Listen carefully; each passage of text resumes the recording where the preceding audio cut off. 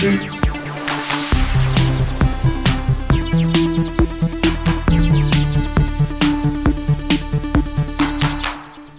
Tuesday, everybody. Welcome to GameFace, episode 395 on Sifted Games at sifted.net. I'm Shane Satterfield, your host for the next couple hours of awesome game discussion. And alongside me to do that, as always, is Matt Keil. What's up, Matt? Oh, not much. How's your week been? Okay. Yeah? I never know how to answer that question. Up and down. Still how here. my weeks are. Still here. Still kicking. How are you guys doing? Hopefully you guys have had a great week. I know things are a little slow in the games industry right now, but I think after you watch today's show, you'll realize that there are plenty of options out there. You just have to maybe look a little bit. Although next week, we have Matt's actually not going to be here next week. He's out of town. He has something he's got to take care of. But there's actually a bunch of stuff for next week. There's Path of the Goddess. There's Flintlock. There's one other game, too. Oh, College Football 25. Mm-hmm. So... no game face? I'm not out of town. I just you're not? I have to do something that morning. Oh, okay. So, like, we could do it later in the day. We could do it elsewhere in the week, but not that day. Okay. So, anyway, we're figuring out next week's show. It could be later on Tuesday. It could be, like, Wednesday, maybe. Yeah. We'll figure it out. But anyway, just something to keep in mind for next week. There's a possibility we may not have a show, and if we do have one, it may be offset a little bit. So, and next week's show will probably be the biggest of July as far as games are concerned, as far as the stuff you guys are interested in. Also, I am rocking the Steelers hat today. Today, rookies report to training camp for like 5 or 6 NFL teams. It's all happening again. It's all already all the way right back around. We're starting to talk about NFL football again for those of you who celebrate. I'm starting to get all my fantasy drafts together. I've been talking to my friends in Philadelphia about trying to get a location for our draft over Labor Day weekend. I'm sure you guys are all doing the same thing if you guys are in fantasy leagues and all that other stuff. Getting hyped for the NFL season. Another thing. So, as I mentioned, probably around, I don't want to commit to episode 400, but around episode 400, we're going to be reworking GameFace again. Now's a great time for any of y'all, if you're patrons, if you're Sifted subscribers, if you're watching on YouTube, to give us some feedback on what you would like to see sort of in the next era of GameFace. Obviously, it's a video game podcast. That's not going to change. But if you'd like to see some tweaks to the formula, how we do things, anything like that, give us the feedback. We're going to take it. Be nice. Don't be jerks about it. Just give us constructive feedback, and we'll take it, and we'll consider it. And there's Luna, who did not show up last week at all. She was totally MIA. What else? I think that's pretty much it. We are in the doldrums of summer, Matt. There's no doubt about it. This is typical of pretty much every year for video games. It's always a little slow during late June, most of July, early August. It's just kind of the way it is, because most people are out doing stuff, going on vacation, doing fun stuff, which I've yet to do this year. But that's going to be fixed Labor Day weekend. Also, an early heads up. As usual, I will be gone for Labor Day weekend back on the East Coast, which means there'll be a couple days of the site around Labor Day weekend where things will be a little bit slower, just something to keep in mind. Let's bring up our chat and see what you guys are up to. Oh, the hype train. Where are we at with the hype train? What level are we at? Still level 1, it looks like, I think. Link's so good. Thank you for Twitch Prime. I will say, we did get, just yesterday, we got our payout for Twitch Prime. And it didn't go up much, but it did go up like $50. So I'm not going to complain. It did go up. Thank you guys. Please keep doing it. We're still way below where we used to be, but it didn't go down, and that's a big thing. So I appreciate it, guys, that you guys are doing it. What's up, AJ the Legend? I'm sure you're celebrating some training camps kicking off today. Big Rams fan there. Vincent says, also don't forget to claim Suicide Squad today. That's a good point. Is it worth claiming, Matt, for free? What, on Epic Gaming? Yeah. Yeah. It's supposed to be like, I think it's actually a giveaway on Amazon, or on Twitch for Amazon Prime, I think, for Prime Day. I think that's what it is.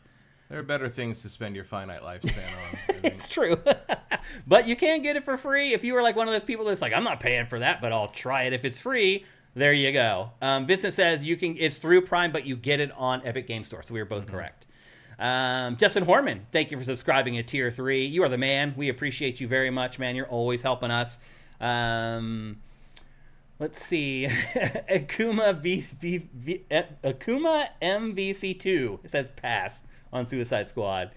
Let's scroll up here. Let's see what you guys are up to. Link's so good again. Thank you for Twitch Prime. Vincent says, surprise no college football in this episode, considering early access launch yesterday afternoon. I have not had time. There's plenty of other games in today's episode that I have been playing, and I just haven't had time to play college football. It will be in next week's episode, though.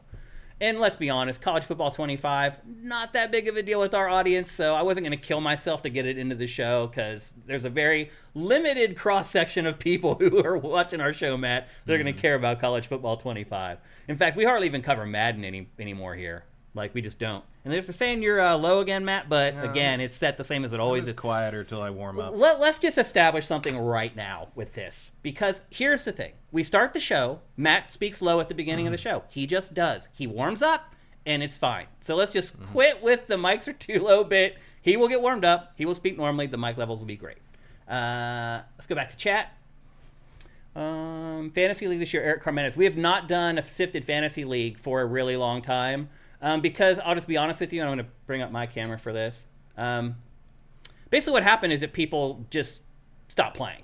Either they stopped, we had people who stopped playing after they lost like 4 games, and then we're just giving wins away to everybody else. And then we had somebody else where we started the playoffs, and I think they were salty. They didn't make the playoffs, and they dropped their entire roster before the playoffs started. So people that were in the playoffs were able to just pick up his best players. I've never seen somebody do that before in my life, and that was the final straw. That was it. You guys had not really participated in the last year of the league anyway.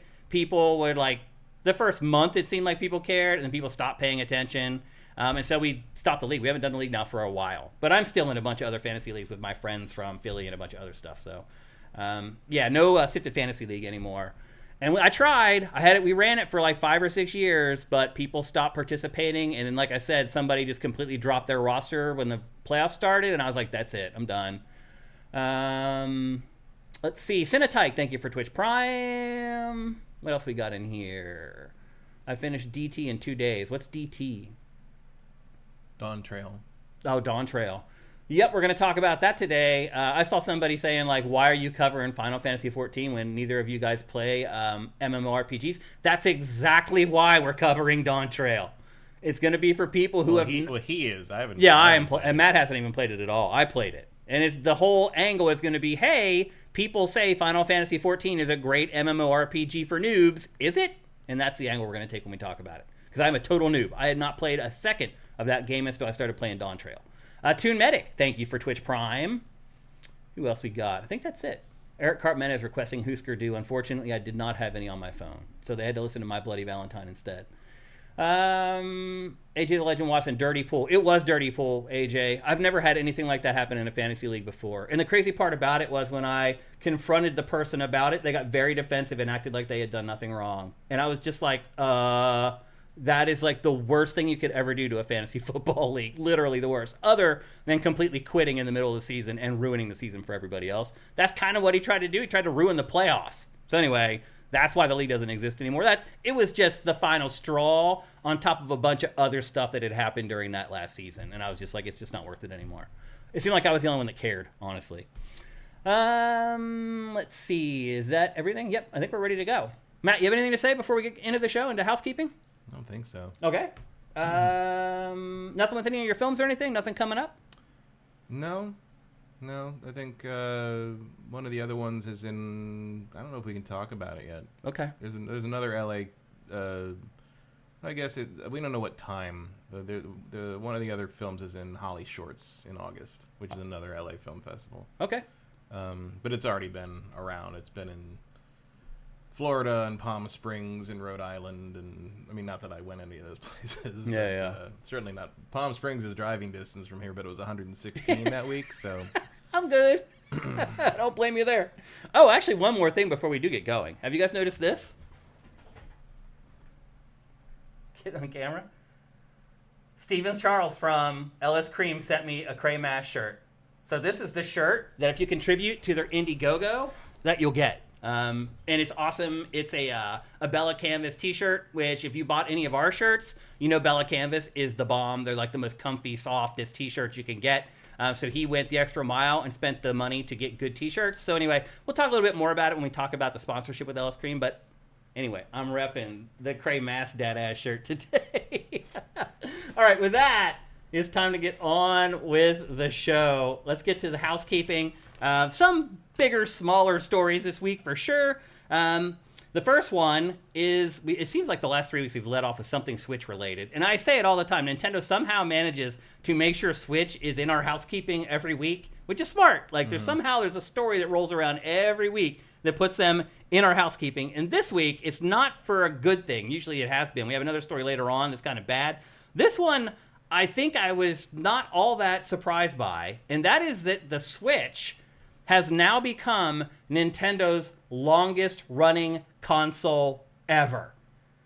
I mean, it's only got, I think, another 10 million or something like that to be the best-selling platform ever. It's already the best-selling console from Nintendo ever.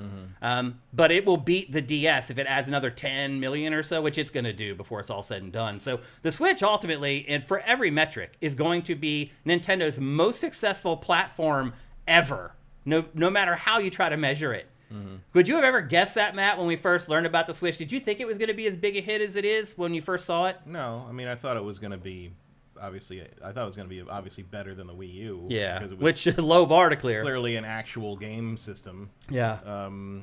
But you never know with Nintendo. You can never write them out of anything like that. I guess it has been 7 years. It's hard to believe that the time has flown by so fast. But and I mean the Super Nintendo was 6 years.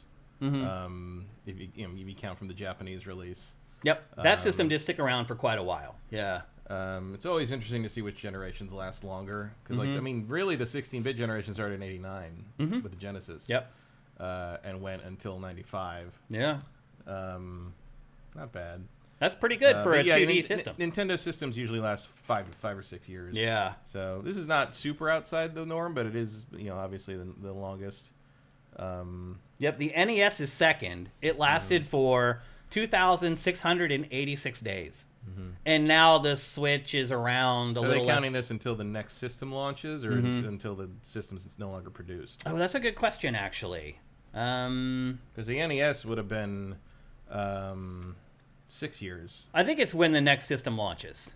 Yeah. Because, I mean, if you think about it, like there was a game release for the GBA last week. So technically that system's still going. Well, I'm talking about like manufacturing of the hardware. Yeah. I think it's from when the next system launches. I think that's how they measured it. And right now the Switch is just under 2,700 days. And as I said, the NES was around 2,686 days. So big, long season for the Switch. And it's kind of ironic, Matt, that the hardware that's the weakest has lasted the longest. You would think they'd be like, oh, this thing, it's hard to make games for this thing. Maybe we need to upgrade so that we can get big third-party games on our system, blah, blah, blah. Nope. Well, Nintendo hardware is for Nintendo games. Yeah. So I guess one of their advantages, really, like the third-party stuff is nice to have, but nobody seems to really care. It really is crazy how well Nintendo does without really any significant third-party support. It's pretty crazy. Now, the indies have definitely come calling. It's more crazy that the other two can't manage it. Yeah. Really. Like, I mean, Sony probably did or does to some degree. Yeah. But, like, you can't imagine PlayStation without, Square or Call of Duty. Yeah. They're just identified with the brand too much. Yeah. Nintendo doesn't really have it. They used to be, Nintendo used to be the Dragon Quest place and the Final Fantasy place and all that stuff. But in the end, they moving into the N64 era, they kind of became insular. Yeah, and it's been that way ever since. Never looked back. Yeah. And obviously, sometimes it works, sometimes it doesn't. But when it works, it sure works. It is pretty crazy to me that an underpowered piece of hardware has had this kind of longevity. Yeah, well, the power never mattered. Yeah. The weakest console generally wins the console war in each generation. It is kind of ironic, yeah. Because everyone's always like, is it powerful enough? And it ends up not mattering, ever. The PlayStation 2 was a clunker. It really was. Hardware-wise compared to a competition, and it didn't matter. It even sounded literally like a clunker. Yeah. You'd put a disc in it, it'd be like ka-chunk, ka-chunk, ka-chunk. It literally sounded like there were gears grinding inside it sometimes. But yes, the Nintendo Switch is Nintendo's best-selling, longest-lasting console ever. Again, it's not quite at the best-selling platform, but it's about to get there. Also something to be said for being the cheapest. And not even by all that much. Like, Nintendo was smart with how it priced. Just enough. Yeah, it was smart with how it priced it. It made it more of an impulse buy than the other guys. And I think we found that the other guys aren't impulse buys at all, Matt. Other than the launch period where, just the fans really wanted them really badly. After that, though, people were really thinking long and hard about whether they want a new PlayStation or a new Xbox. Well, part of it was just how long it took to even be able to get one. Mm-hmm. Yeah, there's you would think maybe some apathy set in because people got sick of trying to find one. Like, again, I've talked about this before, but I have sisters who were trying to get them for their kids, and like they never gave up. Mm-hmm. And some of them still didn't get them until like a year and a half or 2 years after the launch. So, and look, there are parents that have full-time jobs and blah, blah, blah. They don't have time to sit on Best Buy every time a new lot comes in. I would try to help her. That's so dumb. Why don't you just play chess? Or Othello instead of using chess board in the house. Come on. Yep. So anyway, congratulations to Nintendo. It truly has done a great job. And a lot of that was getting rid of the 2-platform thing. We've talked about that before. It used to have to make games for a console and for a handheld. Now it's just one platform. That's how Nintendo has managed to keep its cadence up, where the other guys have not been able to. And, people will say, well, Nintendo doesn't really release games like God of War or The Last of Us. I mean, Tears of the Kingdom, it probably required just as much work as those games. Maybe not quite as much, but... No, I think more. You think? Getting all that stuff to work properly? That's actually way more work than any of that. That stuff. That's a good point. So it's not like either that, people will be like, well, PlayStation only put out 1 or 2 big games every 18 months or whatever. Nintendo does far better than that. Yeah, well, I think that's the thing is, like, at some point, somebody must have realized that, like, oh, the reason people come to Nintendo platforms is for Nintendo games, but one of our main problems is we run out of steam on the release schedule when it's time to release new hardware because we have to support the other thing. Yeah. If we just combine the two, because they both have the same appeal, Nintendo games. Yeah. And the one appeal is being able to take the thing with you. So if you can figure out a way to do both of those things in one platform, you've got the perfect Nintendo platform, and that's what they did. Yeah. So yep. It was, I think maybe Nintendo doesn't get enough credit for how outside the box the Switch idea was. I mean, Nintendo probably doesn't get enough credit for... It seems super obvious now, but it was not. Yeah. I mean, Nintendo doesn't get credit for being brave, period, I think, because it is. Like, it does crazy, some people would say stupid stuff. And sometimes it fails, like the Wii U. Sometimes it hits big, like the Wii and the Switch. They take shots. I mean, look, Labo was dumb. Yeah. But they tried. They tried, yeah. I admire Nintendo. And there are some people who really enjoyed that. I mean, yeah. It's not a crazy idea, like, on paper. It's like, okay, maybe. No pun intended. Maybe. I don't know. Try it. Sure. Yeah. Yeah, Nintendo does that. A lot of other publishers and platform holders do not. So I admire Nintendo for and it taking probably risks. cost... They took way less of a bath on cardboard than Sony did on headsets. Yeah. So. I mean, if it goes wrong, you just recycle it. Right. So anyway, Nintendo. How many people in Nintendo offices just have Labo constructed things, and there's just like everybody's just got inboxes and outboxes that are just repurposed Labo crap. Yeah, pretty much. It's like, y'all gonna use this, or it's all going in the bin. Yeah. Yep. So anyway, Nintendo knocking it out of the park, and here we come, Switch 2, hopefully in the not too distant future. And it looks like Nintendo will probably just keep that momentum right on rolling. Next up, we got some information this week about the biggest European video game retailer, Game. Very creative with their name there. Not that GameStop is any better. But the biggest retailer in Europe is called Game, and Game has been doing a lot of stuff lately. I would know if I would call it anti-consumer. Basically what happened with Game is it was bought by a huge conglomerate, and it used to be a smaller-ish company. And it has all these like special programs that it used to run, and the parent company is now ripping all those away and taking them away. Basically trying to homogenize Game so it is like all the other companies under its umbrella. Basically, all it wants at Game stores to happen is people to buy games. So I think it was a month ago, it got, and this boggles my mind, Matt, it got rid of selling and buying used games. Wow. Which, from what we've been told or we've learned, it feels like that's GameStop's like biggest part of its business. Yeah. And it was a big part of it. I mean, I've been to Game a few times. Have you? Yeah. I've never been there. I've been in England, yeah. And I was there. I've been at the one in London. I've been to one in Stratford. I've been to one in Guildford. I always went to Virgin stores when I was in England. I went there too, but like the game is that the Game in Guildford is where I got that sequel to Hotel Dusk or maybe it was the sequel to Hotel Dusk that never came out here. Yeah, I can't remember what it was called. Yeah, I don't remember it either, but I know what you're talking about. But yeah, when I was in there, like every time I've been in there, it's like it's been just as used game heavy as a GameStop. Yeah, except much cleaner. Yeah. And I was also surprised that like the Guildford one was on the high street and fit pretty well into the high street of Like it felt like a local shop more than it felt like a chain. Yeah. Which just sounds like they're eliminating it now. That's exactly what's happening. That charm they're trying to get rid of. So they got rid of buying and selling used games like a couple months ago. Now its new thing is you're not going to be able to pre-order games in the store. You can go online and pre-order games, but you can't pre-order them in the store because apparently the new parent company doesn't want them to have to keep records of that stuff. Like, it's really bizarre. You think that'd be pretty automated? Yeah. Okay. Yeah, you would think. And technically how it's breaking down is the retailer is going to end pre-orders on August 1st, 2024. All existing pre-orders will be refunded for products set to be released after the 31st of January, 2025.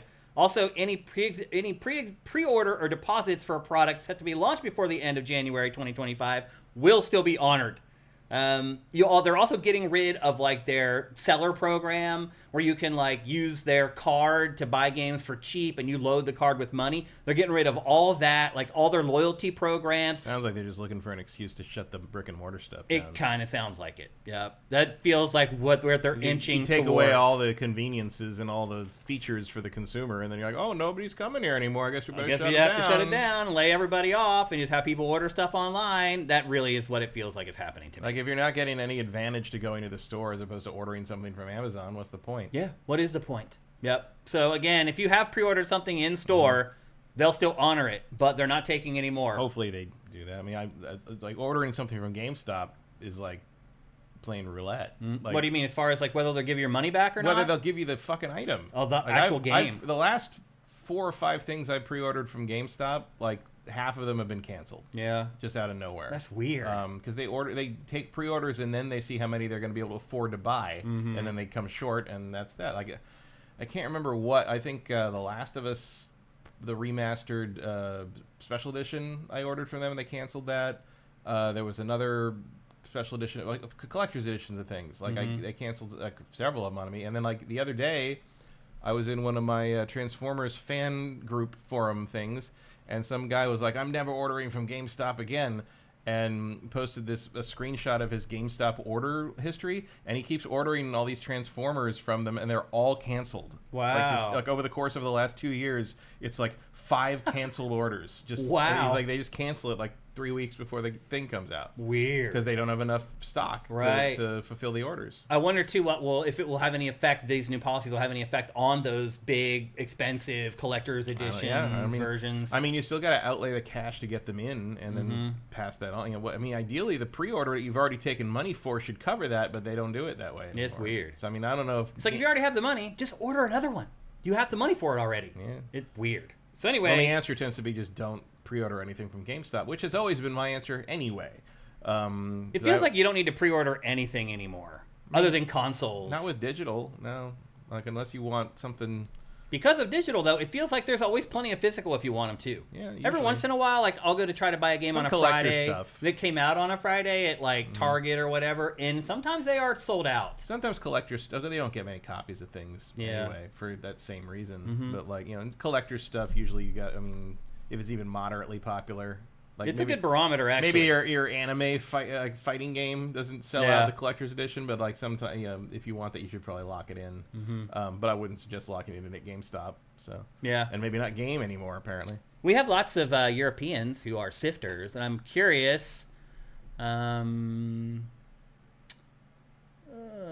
Morton Joe, thank you for Twitch Prime, by the way. I didn't see that before. Yeah, it doesn't seem like you guys are talking about it all that much. So maybe you guys have already excised game out of your gaming life and you don't shop there anymore. And I wouldn't blame you because you can see where it's all headed. And it's not someplace good. I do agree with you, Matt. I think that probably this is the parent company trying to inch its way towards shutting down the brick and mortar side of game. Which, look, if people aren't buying physical versions of stuff anymore, does it matter? Like, no.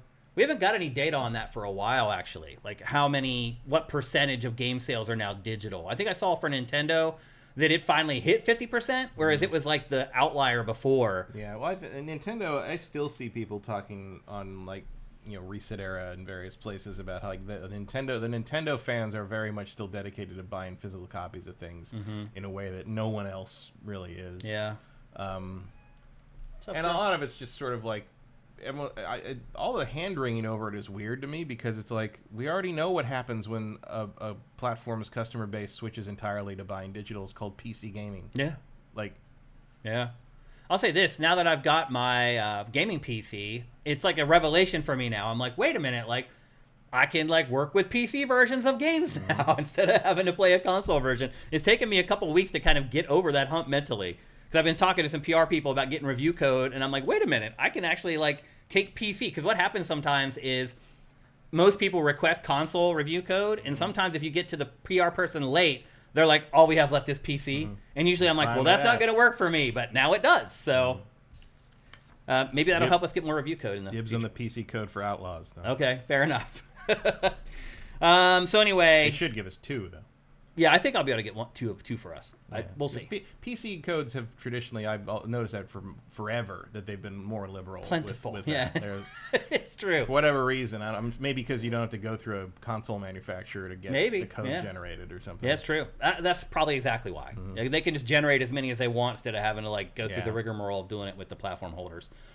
So anyway, look, I feel like GameStop is right on the heels of Game here. Like, unless people suddenly start buying physical versions of games again, these retail stores are going to go away. Yeah, I mean, one of the things, I don't really care necessarily, but like one of the things I noticed, like being up in San Francisco area, was going various places that I used to always go, and like all the little strip malls or mini malls or little shopping areas that always used to have like a GameStop, they're all gone. I don't even know where there's a GameStop near where like my parents' house was. A lot of the ones in LA have closed down. Well, there's only like 3 left, and they're all way away. Like, and think about that. There used to be 2 GameStops on the way from my apartment to the West Hollywood GameStop. Yeah. Where like that was where most of the launches happened. If you wanted a midnight launch, you pretty much had to go there. Yeah. But like on the way from my apartment to there, you'd pass 2 other GameStops.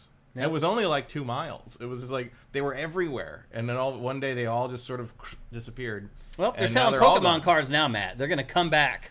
There's like one up in like way up, I think like near UCLA, maybe, if that's still there. I can't remember. There's one out on Western where the subway stop is, Western and Wilshire, which that's where I went to pick up copies of Midnight Suns for people for Christmas a couple of years ago, and it was like walking through a fucking John Carpenter movie. Like it was just, I was like, where am I? Like there were 2 homeless guys fighting each other outside of the exit to the parking garage I was in, and as I came out, they stopped fighting and let me walk past and apologized to me, and then started fighting again.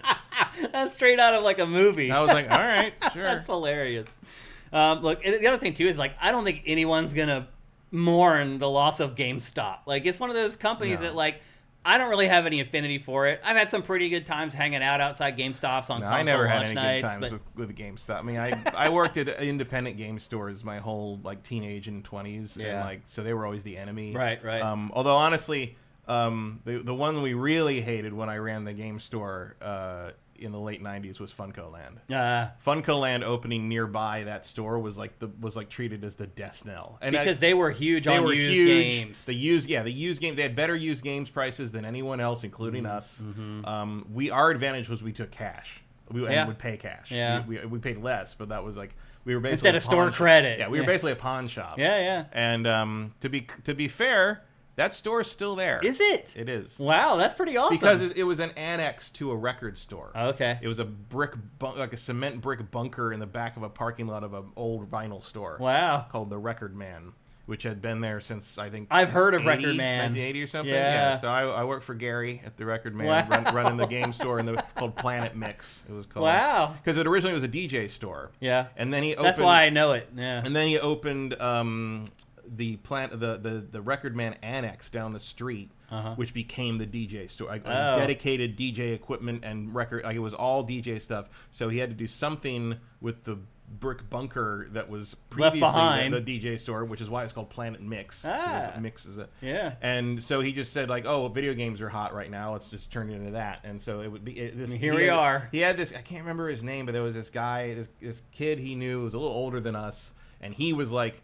he was big at in the records and the DJ stuff, but he's like, oh, you want to turn this into a game store? I'll do it. And he did it all himself. Like he ran it himself. He was there 7 days a week. Like this kid, not kid, he was older than us, but he was the mastermind behind this thing and made it a really successful business. And then he moved on and went to do something else, or basically was successful enough in something that he didn't need to work there anymore, and they were looking for replacements, and basically me and a couple of my friends who were around all the time got pulled in, and we were not as good at it as he was. Like Gary was continually disappointed that like we were not pulling in the money that the like the huge hustle guy used to. You're teenagers. Yeah, we did okay at times. Our best sale was a Neo Geo thing where some guy came in with a Neo Geo, 2 controllers, and a bunch of games, and had no idea what he had. Oh, jeez. I wasn't there when this happened, but one of the other guys was just like, I'll give you $100 cash for it. And he took it. And we turned it around and sold it for like thousands. It was $4,000 or $5,000 on eBay with that. And oh my God, everyone was so happy. Yeah. We swindled that guy. We swindled the shit out of that guy. Jeez. So anyway, if you guys are in Europe and you love physical games, you like hanging out in game stores, I used to actually enjoy it. Like there used to be a Funko Land in Philadelphia on South Street that I would just go down and hang out. Because the guys in there were hardcore gamers like me, and they knew I was running a gaming website, and they knew me in there, and they started selling me games early, like before Street Day. Yeah, well, sometimes that would happen. Like we used to, God, there's probably people who worked at the electronics boutique in the Valco shopping center that still tell horror stories of us pestering them almost every day in 1998 to see if Zelda came in early. Every day. Like we had nothing else to do. We were just going over there. And also I remember I preferred Software Etc. because they had better PC selection. But then no one remembers EBX. Do you remember EBX? Yeah, I do. The deluxe EBs, which were like bougie for the EBs. Upscale malls. And it was just like, what? Like EBX would be in like the Stanford shopping center, and you're like, oh, we're gonna go to Nordstrom's and then go over to EBX. It's just like, come on. That's hilarious. Rebrandings never worked though, unfortunately. No, they really didn't. So anyway, again, if you're in Europe and you like brick and mortar stores, you might want to start supporting Game because it really looks like it's going away. Next up, we celebrated The Legend of Zelda Echoes of Wisdom because finally it was going to allow us to play as Princess Zelda in the lead role. And then this week, the ESRB leaked the rating for the game. And as it turns out, Matt, Link is actually playable in the game. So Nintendo ended up kind of hedging its bets a little bit with this. We don't know exactly to what extent he's... My guess is he's an unlockable character. Maybe like a New Game Plus thing. You think? I mean, look, he's got his moves. That's a little bit of a bait and switch. I mean... I imagine he's just like a bonus thing. Yeah, or maybe it's just a skin that you can reskin. What about the ESRB thing indicates that you can play as Link? It talked about like the equipment and the gear and stuff like that, and it was Link's gear, basically. She might repurpose a lot of it. That could be. But people obviously are freaking out because it was like the big story around this game is like, finally we get to play as Princess Zelda, and then we find out with the ESRB rating that... It sounds like people are just being dumb. Yeah, I mean, I really hope that it's not Nintendo hedging its bets, and it's not like... I don't think so. It's either he's unlockable as a bonus character, or they're just talking about the beginning there where you play up until he gets sucked into the pit or whatever. That's actually possible, Matt. People haven't brought that up. That it could just be that you play as him for the first, 10 minutes or whatever. I mean, that would make sense to me looking at this trailer. Yeah, because it does appear that there's a part of his game that's playable. Yeah, that could be. You start as him, and it's like, that makes sense as a beginning to me. Yeah, I think you may be right there. But the internet's freaking out, as usual. Yeah, well. The internet gets news like this, and it just loses its mind. What else does the internet do? Yeah, that's what it's there for, to freak out and force you to freak out. It really feels like that's kind of one of the major functions of the internet anymore, causing people to lose their minds. But anyway, this game is also coming pretty soon, which is a pleasant surprise. We're going to play this before the end of the year, and that's obviously why the ESRB rating is out there. Finally, I can stack tables. Yeah, there's still a lot of questions and X factors around this game. Why all the Zelda stuff all of a sudden about carpentry? That's a good point, actually.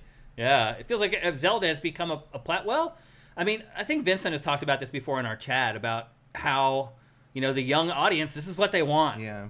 And there was it's not what we want, but the kids. There was an animated graph I saw a while ago that was like the top 10 played games, like from like it goes from like 2002 until today, pretty much.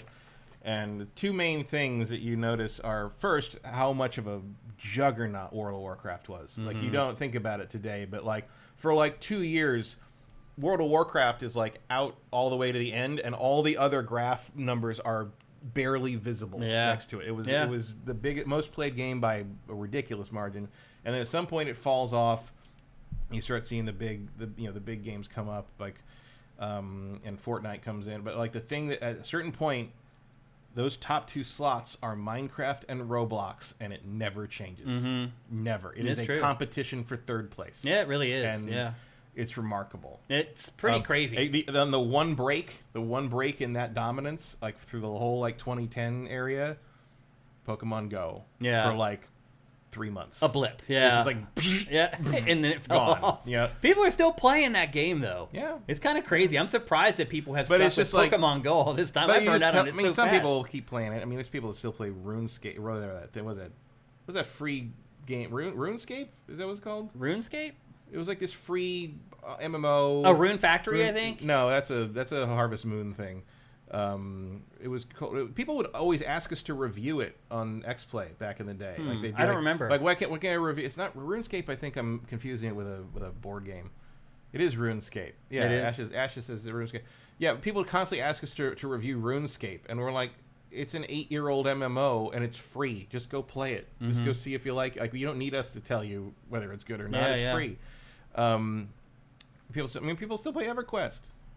EverQuest 2 is pretty much dead, but it like is, but EverQuest 1 survives. It's really weird. It doesn't make a whole lot of sense, but you're right.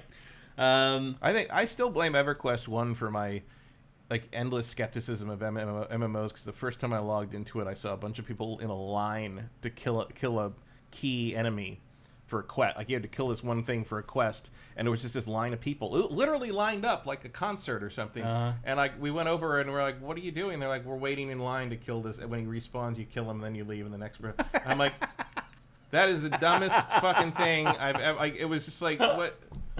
Like it was like some kind of Naked Gun parody of like fantasy tropes or something. It was funny, but it was also like, I ain't paying for this every month. It was just one after another for me. It's like every big MMO, I would give it a chance, and people would say, this is the one that's different. And I'd like, there was the Lord of the Rings, there was Star Wars, there was World of Warcraft. Well, the trick is always like, which is the one that's fun? Right. Can you point me to that one? I haven't found that one yet, really. Well, we'll see if I found it with Final Fantasy XIV here in a little bit. But yeah, I hear you. In the end of the day, I don't think this will matter. The game's going to sell what it's going to sell. It's not going to affect sales at all. And most people are never even going to know. In fact, for some people, it may make them more likely to play and buy the game, sadly. But that's just the truth. So anyway, just so you know, there might be a little bit of a curveball with The Legend of Zelda Echoes of Wisdom when it comes out a little later this year. Next up, Crash Bandicoot, Matt. It came out this week that Crash Bandicoot 5 has been canceled. It was under development at Toys for Bob. One of the character artists and animators there basically came out and said that once Crash fans find out what it was, they're going to be really pissed off. But both of them. Well, here's the thing, Matt. So you may be shocked to hear this as I was. So the Insane trilogy, which was like remakes of all the old Crash games, sold 20 million units. This is crazy. But none of that translated to 4. 4 sold 5 million. Yeah. And so my question is, are we going to see another Crash game? Because now Xbox Microsoft owns the IP. Yeah. Toys for Bob was working on a game, and it was canceled when it was purchased. Is Microsoft... Toys for Bob broke off and is their own thing now. So. Yeah, and they're making exclusive games for Xbox still, which is weird. Well, they just want to manage themselves. Right. I think it's been around forever. Yeah, I totally get it. No problem. And like the hints they've dropped indicate that it's Spyro that they're working on, which I'd rather have them do than Crash. Me too. I agree. Yeah. But are we ever going to see another Crash game? Because I don't care. I don't know. I mean, people do, obviously. They sold 5 million to the last one. Right, but like I think Crash is one of the most repulsive characters ever created for a video game, and I hate every single thing he's ever been in, and I don't care. I do admit I have not really enjoyed a Crash Bandicoot game, really. Like, I think his design in 4 is actually the best he's ever looked, because he doesn't look like just a mouth with arms. And that game is the best he's probably ever played as well. Maybe. I never played it. I'll never play it. Like, I don't care about Crash in any way, shape, or form. I associate him with that kind of that PlayStation era that sort of really codified the console wars as how you engage with video games, because that was Sony's whole ad campaign. Yeah, it was, yeah. Like, you want to talk about normalizing something, like, there you go. Yeah. Just there's nothing compelling about it. I mean, I would surprise me if Crash remains dormant forever. But it's probably going to be more like some nightmare scenario where he shows up in the new Banjo-Kazooie game or something. That's what my next question is. So, do you think they may hand it to like Rare to let Rare make a Crash game? I mean, I don't know much about Rare's corporate culture these days, but I feel like Rare wouldn't touch that shit. It's like that's not they. They may not have a choice. Maybe, but like, meh. Yeah. Like if 4 had sold on the level of what that collection did, maybe. But like, it's hard to imagine them seeing this as a priority. The only thing, I mean, I guess if Astrobot really blows the doors off the sales charts, they might fast track something like Crash. Yeah. To try to see, like, oh, that market's back, or never left but hasn't been served in 20 years. However you want to look at it. But I can think of better things to do in that space than Crash. Yeah, I mean, it does kind of feel like the IP may be dead. Yeah. Or maybe Microsoft farms it out to something like they're doing with Toys for Bob for Spyro or whatever. They find some other developer to work on it. Or I think Toys for Bob owns Spyro, don't they? I don't think so. I thought they got their IPs back. Really? Yeah. I don't think Toys for Bob ever owned Spyro. Spyro obviously was an Insomniac game. Right, but like Activision bought it, and then they basically handed that whole thing off to Toys for Bob. Toys for Bob has made Spyro forever at this point. Yeah. I don't think they own the IP, though. They got some stuff. I think maybe they just got Star Control. I don't know. Yeah. I know they got some stuff with their Emancipation. But I don't remember what. Well, one of their developers, I don't think he's even there anymore, that kind of spilled the beans on Crash 5, was bummed because he said it felt like it was a step forward for the franchise that fans have been waiting for. My guess is it probably was finally in full 3D instead of being on a rail and side-scrolling and running into the screen or towards the camera. I guess, but on some, I mean, I hate that, but it's like that's one of the reasons I don't like Crash. Me too, yeah. But it also sets it apart, right? Right. It sets, like, if you like Crash, it seems to me that that's one of the things that defines it. That would be a deal breaker for fans. It could be a real questionable thing to do. Yeah. What about you folks? Do you guys care at all? Vincent says Rare isn't that studio anymore. We don't know that yet. Sleeping Turtles 3 says maybe sell it back to Sony. That's actually not a terrible idea. Because I think PlayStation would do something with it. That can be your consolation prize for losing Call of Duty in 5 years. It's not a terrible idea. Crash. Yeah, Sleeping Turtle 3, that's actually a pretty good idea. Ashes in the Hourglass says what I believe, which is we need more 3D platformers. Because there are like none. And the ones that we are getting are generally indie games from small developers, and they're just not very good. So I do wish there were more top-tier studios making 3D platformers. Sanitite says didn't grow up with consoles, never played Crash. Yeah, it doesn't seem like a lot of you guys have a lot of affinity for Crash Bandicoot. You're like Matt and I. It was a game of a time, Matt. Yeah. It was kind of like what the PlayStation could pull off at the time. And that became the IP. That became the franchise. And as you said, fans, that's what they expected after a while, and they never did break out of that mold. And it just kind of, I mean, Jason Rubin was a really kind of off-putting presence talking. I didn't like it anyway. And then when he was out there talking about how Crash was more 3D than Mario 64 could ever be, I was like, that's very obviously not true. And it turned out later that he was talking about the fact that, like, the trees were sprites in Mario and the trees in Crash aren't. And it's like, okay, but I can go left and right in Mario. Yes. So also, those trees looked like trash. Yeah. I mean, that was the thing with the PlayStation 1, is it could technically display more triangles, more polygons. They looked like ass, but it could display more triangles than the N64. Yeah, it's always funny to me when, like, people will argue for, like, things like this. Like, oh, it's more 3D because it got more polygons. It could do all the stuff for real. Like the trees in Mario don't count because they're just tricks. Yeah. Like, well, the trick is more effective than the real thing. And then when you get to the RE remake, and people are like, "Oh, it's the best." I'm like, it's not the best graphics. It's just a picture. And like, well, it counts because I'm like, okay, so when does the trick count, and when does it not count? Yep. Yeah.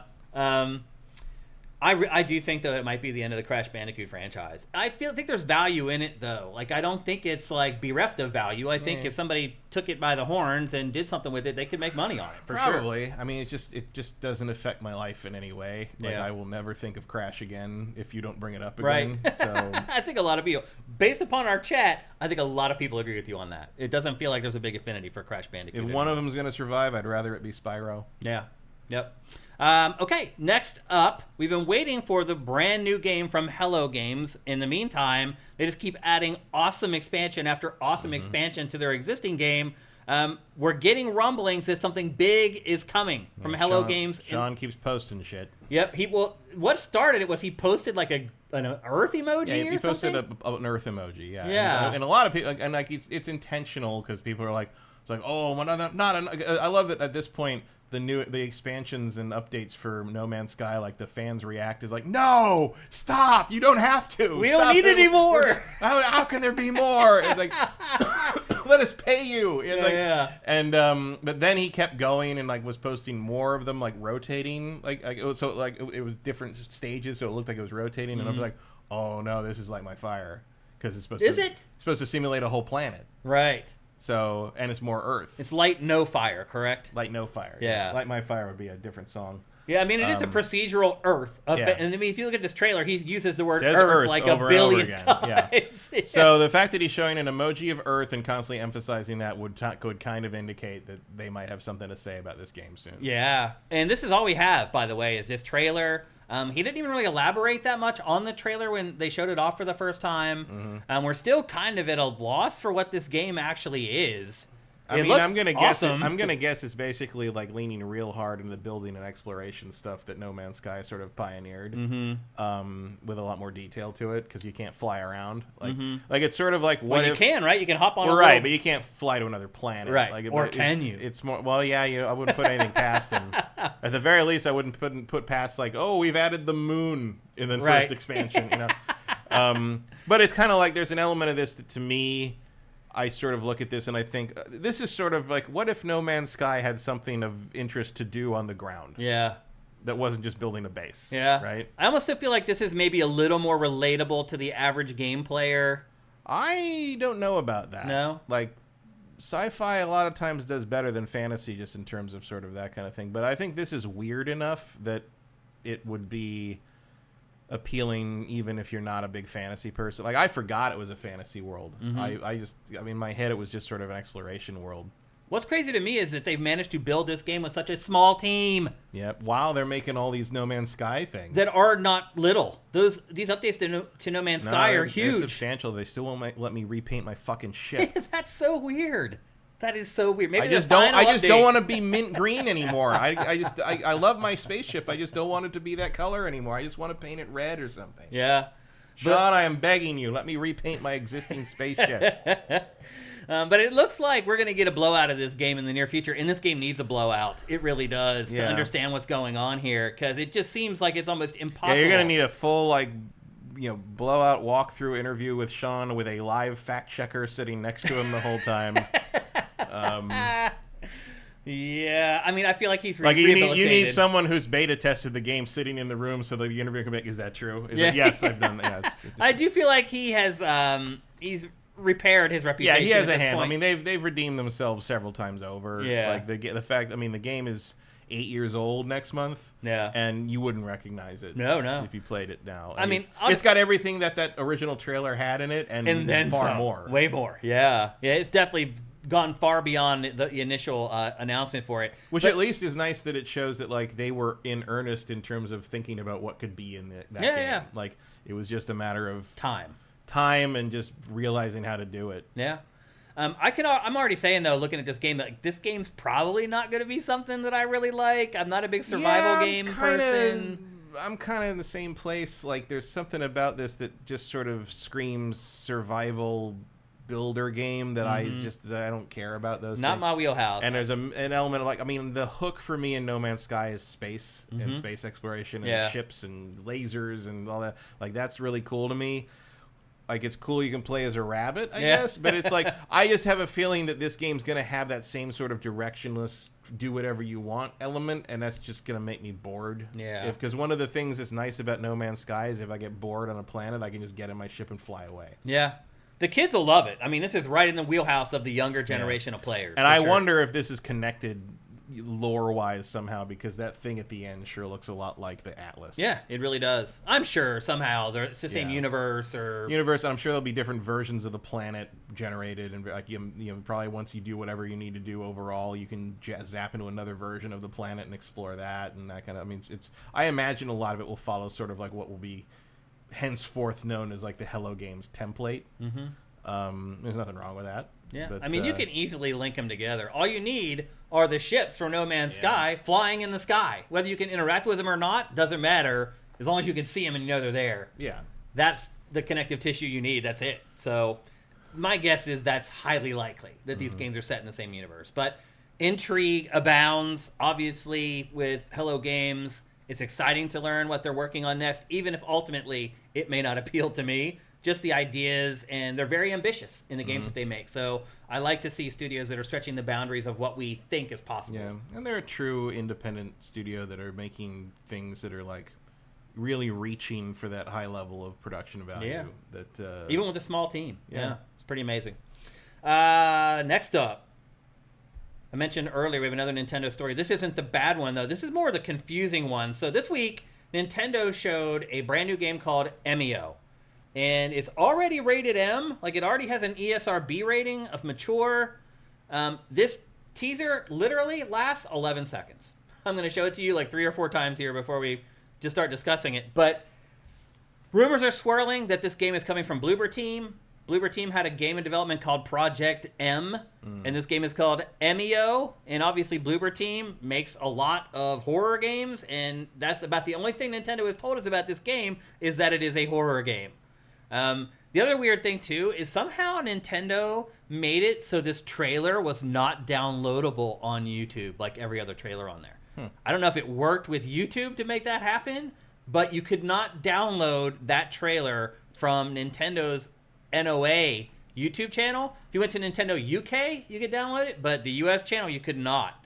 The other thing, too, is that, like, you know, it's Nintendo's... It's just... What I'm getting at is an M-rated game is still such a huge deal for Nintendo. It still feels like it needs to take, like, extra steps and be overly cautious. And, like, it's just funny that there are some elements of Nintendo as a company that still isn't living in 2024 with the rest of us. I think that perspective maybe pays off a lot of times with some of its more unique ideas and products, but sometimes it's not playing a long thing. It just gets old, and it just doesn't make sense anymore. But I'm excited to check out this game when they show us more than 11 seconds of it. But again, it just gave the title, and it's a horror game, and it's M-rated, and that's pretty much it.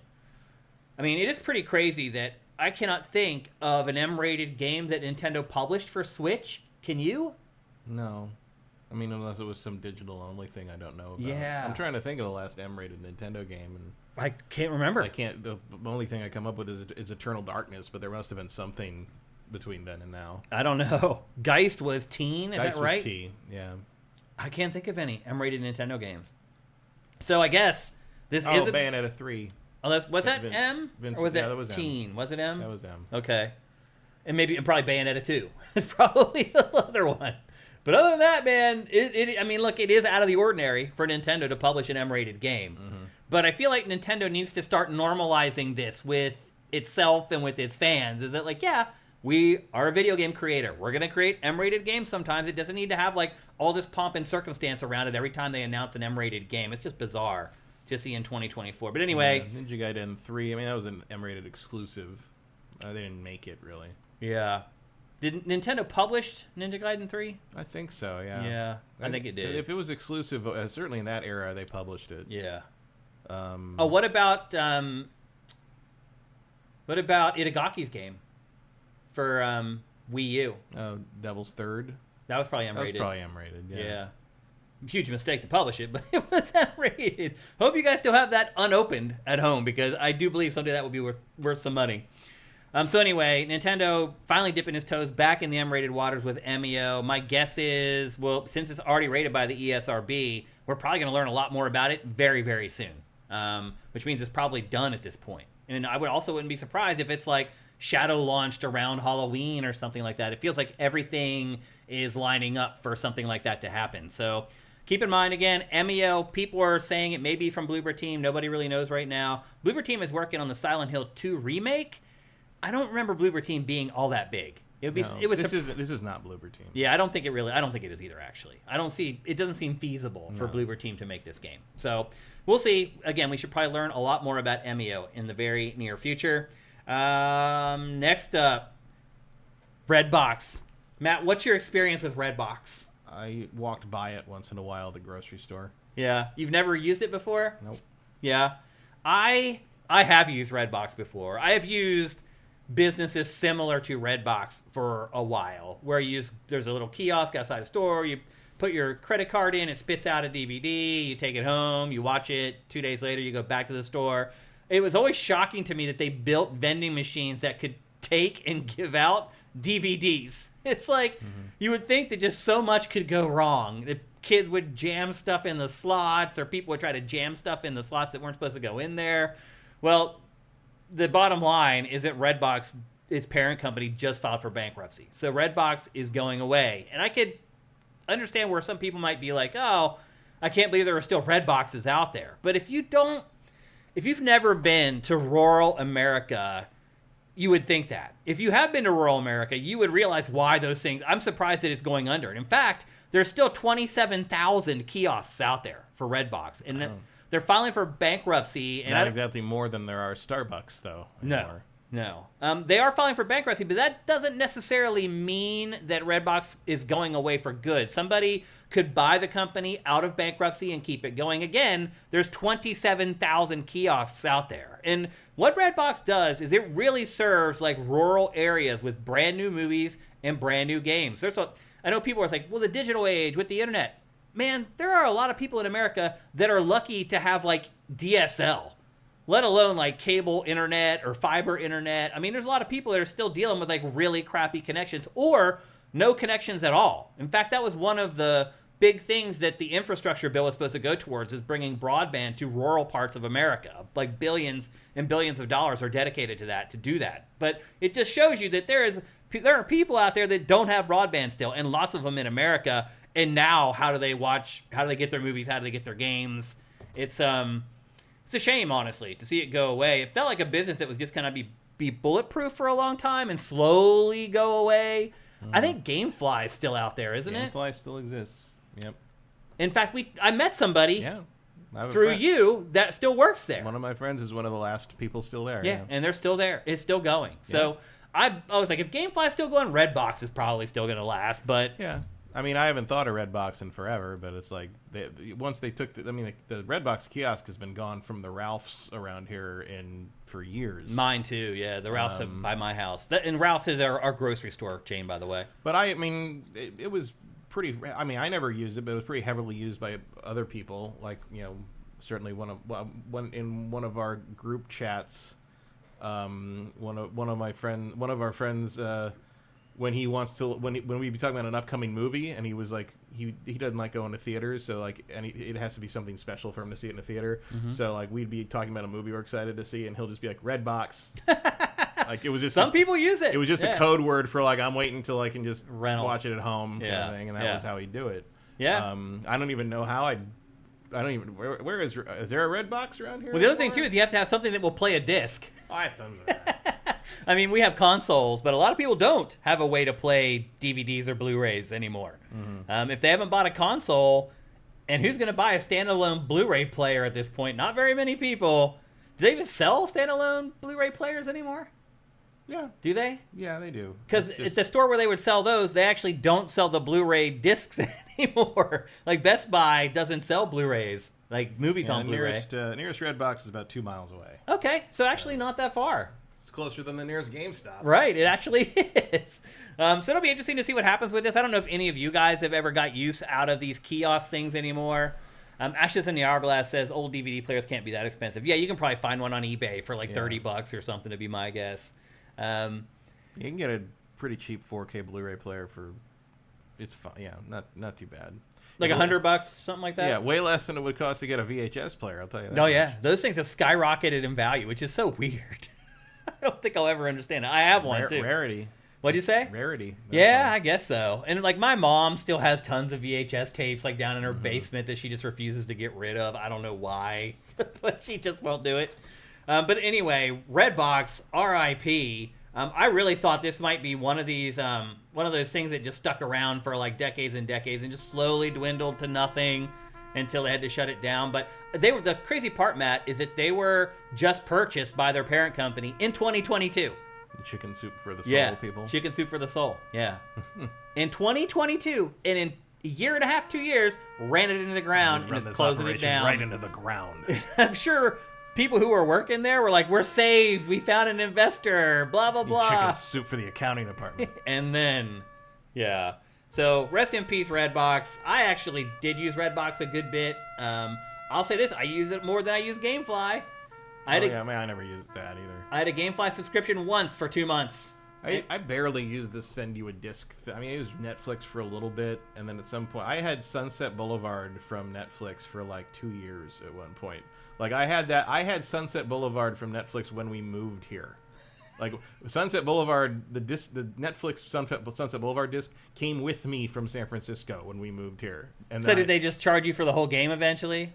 No, that was the whole deal with Netflix. Was you never got charged for stuff. You just returned. You couldn't rent anything else until you returned what you had. Gotcha, that's right. And so eventually, it's been so long, I forgot how it worked. Yeah, so I had Sunset Boulevard for a couple years, and then I wanted something else. I'm like, oh, I guess I got to return Sunset Boulevard. Yeah, and I never watched it. Yeah, I think in the interim, I bought a copy of it for cheap at a DVD store somewhere around here.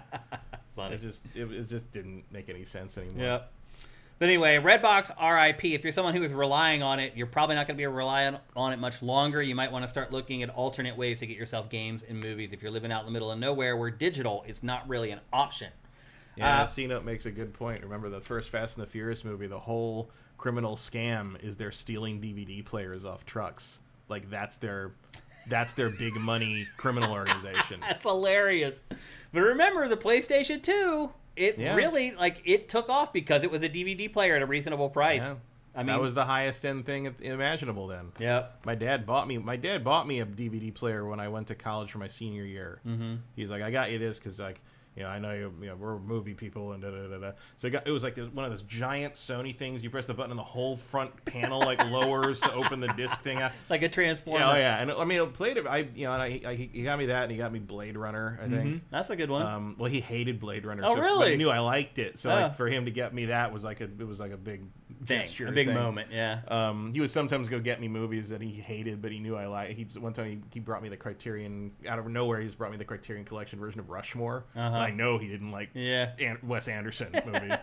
But like, yeah, and everyone in the dorm was like, "What is that?" And I'm like, "Oh, it's a movie on it. It's on a like." No one had ever heard of the term DVD before. It was 1997. Yeah. And like, so yeah, that was only 3 years later was Fast and Furious. So like that was still cutting edge tech. Oh, it was like the only way to watch The Matrix properly was to have one of these super expensive things. And then the PS2 came along and it was like $300 democratized the Matrix for everybody. It really did. So anyway, Redbox RIP. Next up, is it RIP or is it just gonna become? Something else? Do you see someone buying it out of bankruptcy? Maybe 27,000 kiosks out there. That's people a lot. bought dumber shit. That's true. That's a good point. That's a really good point. People are still buying GameStop stock, so there you go. Yeah. Next up, tomorrow is a big day, depending on who you are and what situation you're at in life. Tomorrow is Prime Day. Other than Black Friday, probably the best day of the year to shop on Amazon. Huge deals on nothing you want. Pretty much. Yeah, that's generally kind of how it's worked. We've curated a bunch of stories already to SIFTD that are like roundups. It didn't used to be like that. No, it was great when it first started. The last few years, this is like, what'd you get for Prime Day? I'm like, nothing. Like, what did you get? Because like, unless you like really need to replace an appliance or something, you're not probably going to find anything you really need. There's very specific things that I'm looking for from Prime Day. So I'm looking for either expansion drives for my new PC or for my PlayStation 5. So I'm hoping to get like 2 terabyte drive for either one of those for around $100. That's what I'm hoping for. We'll see. Put out a compatible 8 terabyte. Really? Western Digital. I mean, it's hundreds and hundreds of dollars, Yeah. but like, I don't need that. I don't think you need that much space. No. The max I would go is 3 gigs. So I'm looking for a 2 to 3 gig stick for both my PC and... Terabyte, I would know. Terabyte, yeah, sorry. For both my PC and for my PlayStation 3 5. gig is like the weapon selection screen on the new Call of Duty. Yeah, exactly. And I'm also looking for a new computer chair. So for those of you who have been sifters for a long time, it is time for me to retire my Pittsburgh Penguins computer chair. It is beat to crap. It is like 10 years old. I need a new computer chair. So those are the things that I'm looking for. And I do feel like if you go into these things knowing what you're looking for, you might have better luck than just going to the website and being like, I don't know what I want or need. I'm just going to poke around. That's where I'm there for like 20 minutes and I'm like, this is just too much. And I just leave. So I'm hoping this time around, because I have stuff targeted that I actually need and want to buy, that I have a little bit better luck. But to your point, the last 4 or 5 years for both this and for Prime and for Black Friday, I can't find anything. So it's funny. It used to be almost like a national holiday, these 2 days of the year on Amazon. And you're right, Matt. Like now it just has become kind of like a nothing burger. There's just too much. And like some of the deals are flash deals where they stay up for like an hour and then they're gone. Like it's just become overwhelming, I feel like. It's like we were talking, was it last week or the week before, about that scene on Moscow on the Hudson where Robin Williams is in the store and he collapses in the coffee aisle because there's so many brands of coffee. I feel like that happens with me with these big Amazon sales. I just go and check it out and I'm like, it's too much. Well, given the PC, you might want to look at monitors. That's You're right. about it. Yeah, that's another thing too. Yeah, I wouldn't mind finding like a really good 4K monitor for like a moderate price. Because right now I've been pulling in a 4K TV into the room with my PC to play my PC in 4K. So that would be nice to have a smaller 4K panel to use. So that's something else I'll keep an eye on. But are you guys excited for Prime Day? Are you guys looking to buy anything? Retro Modern Gamer says, I got a 27-inch OLED PC monitor for $564 today for Prime Day. It said it's today and tomorrow. I actually didn't realize it started today. So it is. So it's 2 days. It's not one day Prime anymore. Day has crept away from the 24-hour limitation over the years. To make more money. What Retro Modern Gamer, what monitor did you get? If you wouldn't mind putting it into chat, the exact version that you got. And here's the thing that drives me crazy about these, Matt, is that like by the time he types it in, we finish the show here. I go home, get the show rendering and going, and I go to look for that. It'll be gone. It'll be like either they sold them all or the deal was only for 2 hours and it's over. And that's the frustrating part, is that like the word of mouth for this doesn't work very well. And I feel like you need that to be able to sort through all this crap that's in there. You need word of mouth. You need someone to tell you, like Retro Modern Gamer just told me, like, hey, there's this great monitor for a cheap price. Like, you need that. But you go and look for it, and it's gone already, or they've sold all the units that they had, and you're like, well, looks like I missed out. He says LG monitor, it was used. Oh, it's used. And it's 1440p. So that's not 4K then. Yeah. No. J. Reed Vic says, there's some great movie deals for my 4K collection. You would think every movie thing would be a good deal because they don't sell them anymore. No one wants them anymore. So you would think that like you could just buy all these movies for dirt cheap. It depends. Yeah. Like there's the problem is often that like the movies come with slipcovers in the first run, and a lot of collectors want those. So like there's not a huge discount market for collectors because they want those slipcovers. By the time they hit Prime Day or whatever, Black Friday, they're probably not going to come with that. Go on eBay and look up slipcovers for 4K. Like it's a big business. Like you can just buy the slipcovers. You buy the slip. Yeah, people sell the slipcovers, and sometimes for certain movies you can get, especially once the print run's done, you can get what you paid for the disc for the slipcover. Like there are people who fund their movie collections because they don't care about the slipcover. They just sell the slipcover 6 months later and for like $30 and get their money back. Wow, it's a pretty good scam. Yeah. But it's funny, selling boxes is a business. Yeah. I just cleaned out some of my closet, and I had an old box for my Xbox One. And I actually ended up with 2 boxes for Xbox One because my one broke, and I sent it in, and when they sent it back, they sent like a brand new like retail box with it, so I have 2. So I just had this extra box and just out of curiosity, I'm like, oh, I'll go to eBay and see if a mint condition Xbox One box is worth anything.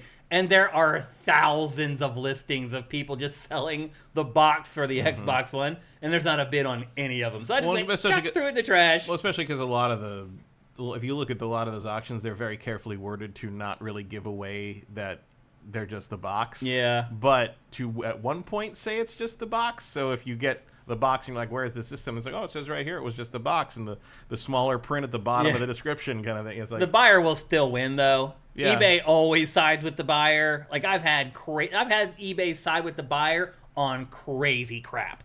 Where it's just so blatant that the buyer totally scammed, ripped off. They're like, sorry, we always side with the buyers. Nothing you can do. Yep, they always side with the people giving money. Yeah. Yep. So anyway, Prime Day is here. So if you're looking for some good deals on stuff, and again, I think it's far more feasible if you know what you're looking for, or if you go to our deals channel on SIFTD, or just go to your SIFT, provided you haven't completely turned off deals from your SIFT. There should be some articles in here where they've rounded up all the best gaming deals, at least for today. And if they put out new articles tomorrow, we'll curate them again tomorrow to make sure you guys are up to date on all the big deals going on Amazon over the next 48 hours or so. Retro Modern Gamer says 4K OLED 32-inch monitors are $750 or more. Yeah. I've even thought about just buying an OLED TV. I mean, variable refresh rates. What's the difference anymore between a monitor and a television? Not a ton. I mean, for a monitor, you're going to want something with very high refresh rates. I mean, mine's 4K, but it doesn't really need to be. Yeah. Like, resolution's not as important as refresh rate. Yeah. On a monitor, you're too close and to it. HDR, yeah. Yeah, although PC HDR is real sketchy. It does seem that way. It doesn't. It's not implemented well on some things, and in other things it doesn't work right. And sometimes you have HDR on in Windows, it clashes with the HDR in the game, so you have to turn it off in Windows to make it work in the game properly. It's not nearly as plug and play as it is on a TV with a console. I finally figured out, by the way, why my Xbox Series X has been crashing my TV. Dolby Vision. If I turn on Dolby Vision on my Xbox, it automatically defaults to it, and it plays everything through Dolby Vision on my TV. I have turned it off. It has not crashed my TV since. Dolby Vision sucks. So yes. Well, I've turned it off, so I don't use it anymore. I mean, it's basically a form of automotion smoothing. Yeah. Well, I turned it off, and it hasn't crashed since. So I remember we were watching through the whole Disney canon or something on Disney Plus, something, and we got to Sword in the Stone, and it looked like a horror show. Like it looked like it would have been shot on videotape and drawn in crayon, or so. It was like all the outlines were super hard, and it turned out that the TV still had some Dolby Vision stuff activated on that input, and it hadn't been noticeable in the other animated movies. But the way Sword in the Stone is done, it was horrifying. I hate the interpolation stuff and the upscale, the smearing, basically, all that stuff, and it's like, oh, we made Star Wars 60 frames a second. I'm gonna make you post. You're just doubling frames, pretty much. That's all you're doing. You're making it look like shit. Yeah. Well, yeah, you're doubling frames, so it's gonna make it look bad. Yeah. And it's just gross. Like you got fan accounts, supposed fan accounts that are like, I made it better, and it's like it's like a clip from Transformers the movie from 1986, and it's been interpolated to run at 60 frames a second. And it just looks like the most horrifying thing you've ever seen. That movie was so hard to follow anyway, with the blurring and all the movement and the machine parts and everything. No, the 86 movie. Yeah. The animated one. The animated one. Oh, gotcha. Yeah. I was talking about the first live action one. Live action. I mean, I had trouble following the second one. The second one was one of the common demos for the motion smoothing thing in stores. I always saw Revenge of the Fallen on Best Buy TVs, and it's crazy because you're like, I still can't tell what's what. Like everybody's, it just looks like someone saw a bunch of moving junk piles and recorded it on their phone. That's what that movie looked like to me. Camera. I couldn't follow it at all. It just looked like a bunch of gears and hydraulics just flying across the screen. I'm like, what is happening? The only way to really, I mean, the Decepticons are all sort of gray and brown, right? So it's very hard to tell the difference between them. The Autobots didn't have colors on them, but it's they're big junk sculptures. Yeah, it's very. That's a good way to put it. Very weird. Yeah, so it's a choice. Yeah. So anyway, Prime Day is going on right now. You're not going to find better deals on Amazon until Black Friday, which obviously is not until November. So if you're in the market for anything, probably today is a good time to go at least search and see if you can find something. Or, as I said, read the roundup articles, and there's a bunch of those live on SIFTD right now. Next, I hinted a little earlier about a negative story around Nintendo, and here we are. We talked a few weeks ago on GameFace about how Nintendo has been very dodgy about sharing which development studios are working on its games. Well, now another story come out this week that it's not just studios, it also has decided to excise people who work on its games from its game credits. So people who have been doing translations for some of Nintendo's biggest games, like The Legend of Zelda Tears of the Kingdom and Animal Crossing New Horizons, the people who did translation, think about translating on New Horizons, how much text there is to translate. Nintendo cut those people out of the credits of those games. Why would you do that in a million years, Matt? I don't know. And they had them sign 10-year NDA paperwork so that the voice actors aren't allowed to talk about it without being sued. Why? Why would you do that to someone who's translating something? That's a lot of work, man. That's not like some little thing where you roll in, you work on it for a day and roll out, and then you're calling Nintendo being like, hey, I'm getting them credits, right? Like, these people work hand in hand with the developers on this game for years, translating stuff. As they change things, they adjust the story, they tweak the script, they get new voiceover lines. Like I guess maybe you're looking at something where it's like they want to keep everybody in-house and not have them poached by people, but it's like... That's actually, I never thought about that. But it's also like, is anyone really looking at Nintendo translations and being like, we got to get that guy? Like, well, it's to be fair, the Treehouse people are pretty good at it. People are good, but it's not like the writing in any of the Nintendo games is so good that you're like, oh, we want the people... I mean, outside of like maybe the Xenoblade translation, which I think was done in Europe anyway... I mean, I think Nintendo's Treehouse used to be better at it than it is now. It used to be like you could play a kid's Nintendo game as an adult and laugh out loud at some of the lines in it. I haven't had that happen in a Nintendo game in a really long time. So I do feel like the quality of that work has kind of slipped a little bit at Nintendo over the years, but still, I feel like they do a pretty good job. And working with NOJ, Nintendo of Japan, is not easy. They are irrational a lot of times. They don't really understand Western culture all that well. I've heard so many stories from insiders about working with NOJ and how taxing it is and how ridiculous it can be at times and how demanding NOJ can be, demanding things that seem ridiculous to people who work in the West and play Western games. So this is weird. I don't know what's going on with Nintendo, man. Why is it trying to be so secretive about its game development? It just seems bizarre. I mean, have always been a bunch of control freaks. Yeah. And sometimes that serves them well, and sometimes it just makes them look ridiculous, and this happens to be the latter. Yeah. I don't know why you wouldn't give credit to people where they earned it. Like, again, these are crappy jobs. Like NDA, man. If you want to NDA somebody, like fine for something they're working on internally, like okay, but no credit. Like why? I mean, once the game's out, pretty much all bets should be off. Like, you should never NDA somebody beyond the release date of at least the last piece of DLC. Like, and no NDA should bind somebody when you're done releasing content for a game. It shouldn't. No, but I mean, the answer to that is like, well, don't work for Nintendo. Yeah. Like, because at this point, you know what you're getting into, right? Because it's not like it's a secret. We're talking about it here on GameFace. They're going to talk about it on a bunch of other podcasts this week as well. It's just weird.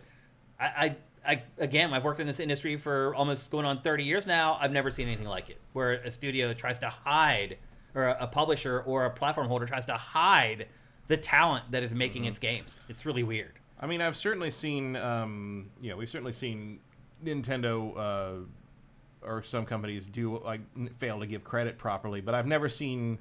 I can't recall the last time they singled out a particular department for not getting credit. We've seen mistakes where they messed up, but not where it's intentional. Or like we just don't credit the localizers. Or like, that's why Ubisoft's credits are like 10 minutes long, because at some point they basically just said, yeah, we should credit everyone who worked on the game, including the people who localized it for every imaginable location and region in the world. So you get everybody who worked ever touched the thing. Yeah, which is good. Like, everybody should get to be in there if they worked on it. I think. I mean, I think that's true of movies too. A lot of people don't get in the movie credits even though they worked on the movie.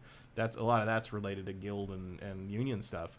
But I know tons of people who worked on things, and I know someone who was in Logan and he's not in the credits because he didn't have any lines. He's just an extra. Yeah. But extras don't get credit. Is that true? Usually. I have a buddy who lives in Hawaii, and he's an extra on like almost every TV show at this point. Oh, yeah. There are places you can be a big success in that regard. Like, Hawaii, places in Georgia. Yeah. North Carolina for a while when they were shooting everything over there. Yeah. Toronto, because everybody was shooting in Toronto for a long time. Like, it's funny, he's been everything. Toronto can be any city. He's been like a terrorist. He's been a lawyer. He's been a cop. It's New really Zealand. funny. There's a lot of that in New Zealand too. Oh, really? Like, because people, New Zealand is actively trying to promote shooting there. In fact, we talked to someone who's like, "Oh, you want to shoot your feature in New Zealand? We'll give you a lot of good breaks on things." And I'm like, no. I was like, give me your number. Oh, really? Yeah. Maybe in the future. Future, yeah. Like that's for a short. Obviously, it's not worth for a short, but if you're talking about a feature length, yeah. Because New Zealand, for all the aspiring filmmakers out there, New Zealand does want to be a year-round filmmaking destination, filmmaking location. Yeah. Because so many people there are in that business because of Lord of the Rings. Right. Like they want year-round jobs. So the wasn't part of Game of Thrones shot there too? I don't know about Game. I think some of House of the Dragon was. I don't know about Game of Thrones. Yeah, I've blanked Game of Thrones from your memory. That never happened. None of that ever happened. Call me when the books come out. Did you like Lost, Matt? It was all right. Yeah.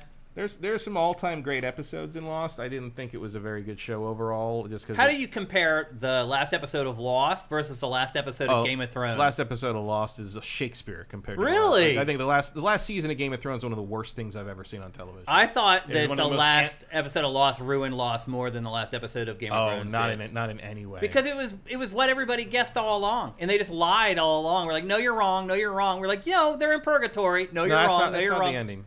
I mean, you can interpret it that way, but that's not what it is. But it's also the actual answer isn't any better. Right. Like it's just because it's a tremendously unsatisfying ending because the Lost was built around the concept of Lost was they're lost on this island and the island is weird and the overall mystery of the series is what is this place and what's going on and why the is island it the way was it the is and all that character, stuff. And then the hook for each episode is some kind of backstory flashback about each character so you learn more about the characters. And I think for the most part, Lost nails that flashback character-driven stuff and the overall mystery. No one ever bothered to plan it out or think about it or ever. It really feels that way. Like, did they ever even bring up that six-toed statue again? Right. Like, there's all these things that just never go anywhere. The smoke monster anywhere. wasn't really satisfied. No, none of that. The polar bear doesn't make any sense in the end. Like, all that, it's just all very unsatisfying things that it feels like they came up with in the last minute, which is also Game of Thrones we'll just throw this polar bear in there, and people ask about it forever. But like, you go back to I don't know if there's I would say The Constant, which you remember that episode, which is a great episode. I think that's probably one of the top 10 TV episodes ever maybe made. Ever, anything. yeah. Really amazing. Some of Lost's best episodes are some of the best television of its decade. Yeah, it really is. Yep. But yeah, the ending is a fumble, and the fucking we have to go back reveal, right? Amazing. Yeah. And then they actually converted on it, and then they actually did some pretty cool stuff. The whole thing with. I remember one of my favorite things about that series was I remember when they brought on Paolo and the two they brought in the new groups of the tailies or whatever. The groups of new because there was a criticism of well, how come we only deal with these 7 people and there's other people who survive, and then they had other characters pop up and everyone hated Paolo and his girlfriend or whatever and all that stuff. And I remember Jason Chung would say I'm okay with them, but I'm telling you, the day that they do a Paolo and what's her name centric episode, I'm out. I'm done. And then they did that, but that episode turned out to be just a way of horribly killing them in the most nightmarish way possible. And he's like, okay, all right, I'll keep watching. And it was great. Every once in a while it blew me away. And again, there's a bunch of episodes of Game of Thrones I would say that about too, but I will never watch Game of Thrones again because it is an episodic thing that goes nowhere and ends horribly, whereas I can get something out of individual episodes of Lost because they are self-contained stories a lot of the time. Retro Modern Gamer says Game of Thrones was shot all around the world at different locations. Yeah, I thought maybe some of it was in New Zealand. It might be. I mean, it might be. I just don't know. I never met. I know it was shot in Scotland a lot. That's kind of the only thing I remember about that. That was a long time ago. And Retro Modern Gamer says Breaking Bad was one of the best shows on TV. I think most people will agree with that. Was. Yep. I'm not going to argue with you on that. I mean, certainly if you're a middle-aged white guy, it's Breaking Bad and The Wire and The Sopranos, and they are all great. I like all of them. Yeah. They're all very good. Yep. Okay, let's move on. Next up, Matt, I'm hoping you can provide a little more context around the cultural side of this. There was a big Disney hack this week. In the realm of hacks, it technically wasn't that bad because they only got a terabyte of data. It's shocking because it's Disney. That's all. Yeah, but as it turns out, that terabyte actually did have some juicy stuff in there. On the game side, there was a couple things that were announced, that were leaked. Yeah. It feels like leaks are the new announcement, Matt. A little bit. It happens all the time. Like one of the saddest things right now is like, it's a running gag, and it's almost like Assassin's Creed running gag that new Transformers leak every time. And in fact, the most recent one is they're doing a big 40th anniversary like Commander class Optimus Prime. It's like studio series, so it's designed to look like just like he did in the movie, the original '86 movie. And it's gorgeous. It's probably the best looking mass retail Optimus Prime has ever been made. And the reason we saw it was because Amazon Germany put up the pictures too early. And Hasbro always does these like reveal live streams, and it's just the saddest thing to watch these poor Hasbro employees have to pretend like they're presenting something for the first time, and every single person who gives a shit has already seen it. Right. And you're just sort of like, yeah, we know. Just tell us where the pre-order is. Just give me the pre-order. How much it's going to cost. It's like, this is, it almost is the announcement. Like, it's like, when's the announcement? Who cares? When's the leak? Yeah. It feels like everything's that way now. Mm-hmm. So there was a little, like, basically the Epic Mickey stuff, the revival was in there, but we knew about that already. That had been announced.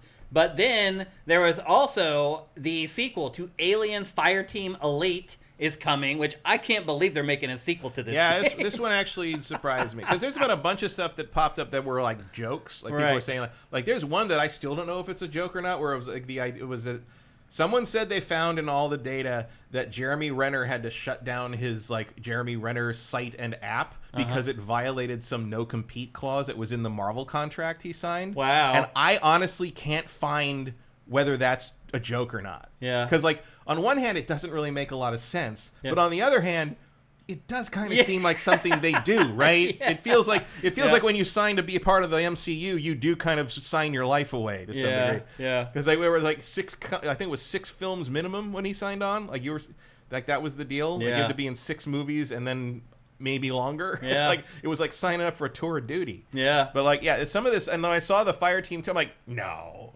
Really? No. I mean, this game was hardly even a blip on the radar. No. Like, and like to update it a bunch, sure, but to make a whole sequel? It's what would even be the difference? It's just the same game. It's a shit. It's just disappointing because Disney has all this IP just laying around that could make incredible video games, and they get this one. I don't know if I would call this game passable, and they greenlight a sequel. I don't know what's going on over there.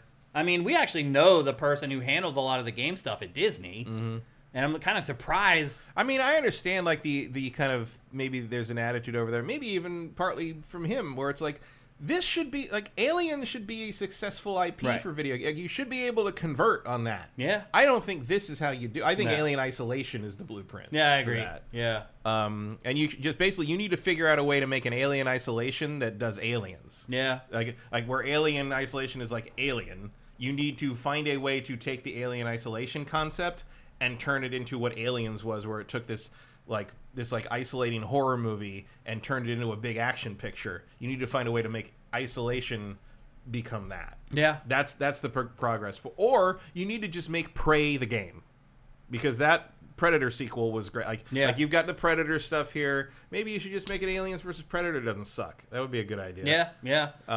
This game was like a cooperative horde mode shooter, basically, which makes sense. Like it makes sense for an Alien thing, but like it was just not well executed. Right. Well, and the problem is like aliens aren't varied enough for that. Like, the xenomorph. I mean, I know there's in the lore there's a scorpion alien and a bat alien, and this one can fly, and this one. But they all kind of look the same. But they're all sort of the same thing, right? Yeah. Like this one spits. It's like, okay, but you're just fighting black blobs in the dark the whole time. Yeah. And that's honestly one of the problems the franchise has had in general, is at a certain point they just become cannon fodder and not the most terrifying thing you've ever seen on a screen, which is what the alien was in the original movie. Yeah. So, and then you get this bullet sponge thing, which is just fucking annoying. I didn't like this game at all. I didn't either. I wanted to really like it. Yeah, I mean, I'm on board for an alien game. I'm always willing to try an alien game. I even was willing to try Colonial Marines until it became clear that was a lost cause. Yep. Although I did enjoy. Well, we all were willing. That was the whole rub. I did enjoy that one guy figured out that if you just change one letter in the INI file, it fixes the aliens.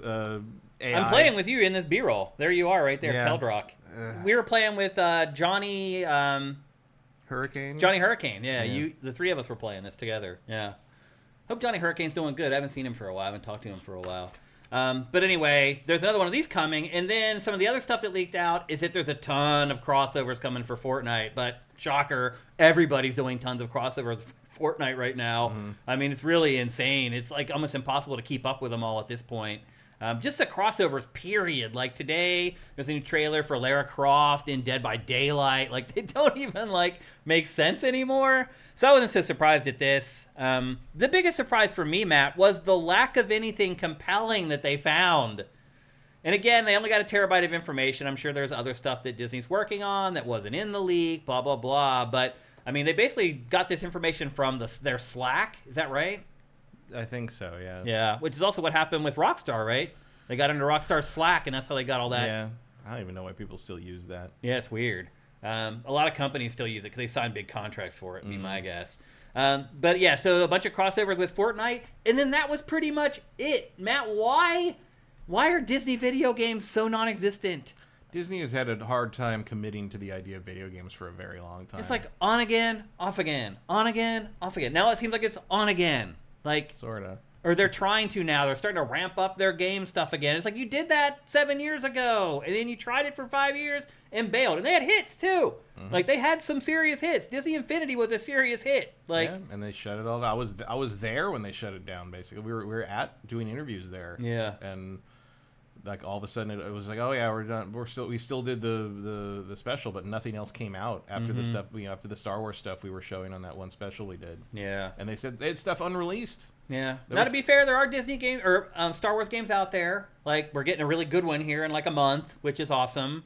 And that should be credited towards Disney. But there aren't enough. It should be credited towards Lucasfilm. Right. Lucasfilm is the one that's in charge. People forget this. Like, Disney doesn't call the shots about Star Wars. Yeah. Lucasfilm has creative control over Star Wars. Yeah. The only thing Disney gets to determine is the release dates of things because they're the distributor. And they basically have to treat Lucasfilm as a third party. Is that in a contract, or is that just Disney just being cool? It was part of the sale. It was. As I understand, because that was when we were working on that show. Lucasfilm kept changing things like on the drop of a hat during like conference calls and stuff. And at one point we asked, they hung up and we asked the Disney people, like, can't you just tell them what to do since you own them? Yeah. And they're like, that's not how it works. Like, that's not the one. Okay. I believe it's one of the reasons they only had to pay $4 billion for Star fucking Wars. Which is really crazy. Like, I mean, that's insane. Ridiculous price. You think about it, 2 movies, you make that money back. Yep. I mean, to be fair, it's not like Lucas needed them. Lucas wanted to be done with it. He wanted to move on with his life, and so he donated most of the money he got from that. He didn't even use it for himself. It's crazy. He didn't need it. Can you imagine being that wealthy? No. Even you can't imagine it. But like. But that's also sort of who he is. He's not the typical rich guy. Like, it was like when he was trying to build a studio like space down in like Marin area, and they rebuffed him because they didn't want commercials or whatever. But they want office. They were like, oh, it's gonna ruin the neighborhood and property value. So instead, he took the land and donated it to the county and earmarked it for housing for the poor. And so he's like, all right, motherfuckers. I like that. Like, he has no... people forget that George Lucas was an old school counterculture, like, hippie guy. Like, he was an easy rider, like drag racer guy. He was not... He's not part of this... He's not part of the system. It feels like we should be getting games for all of Disney's properties. Like, there's just hundreds of them. Yeah.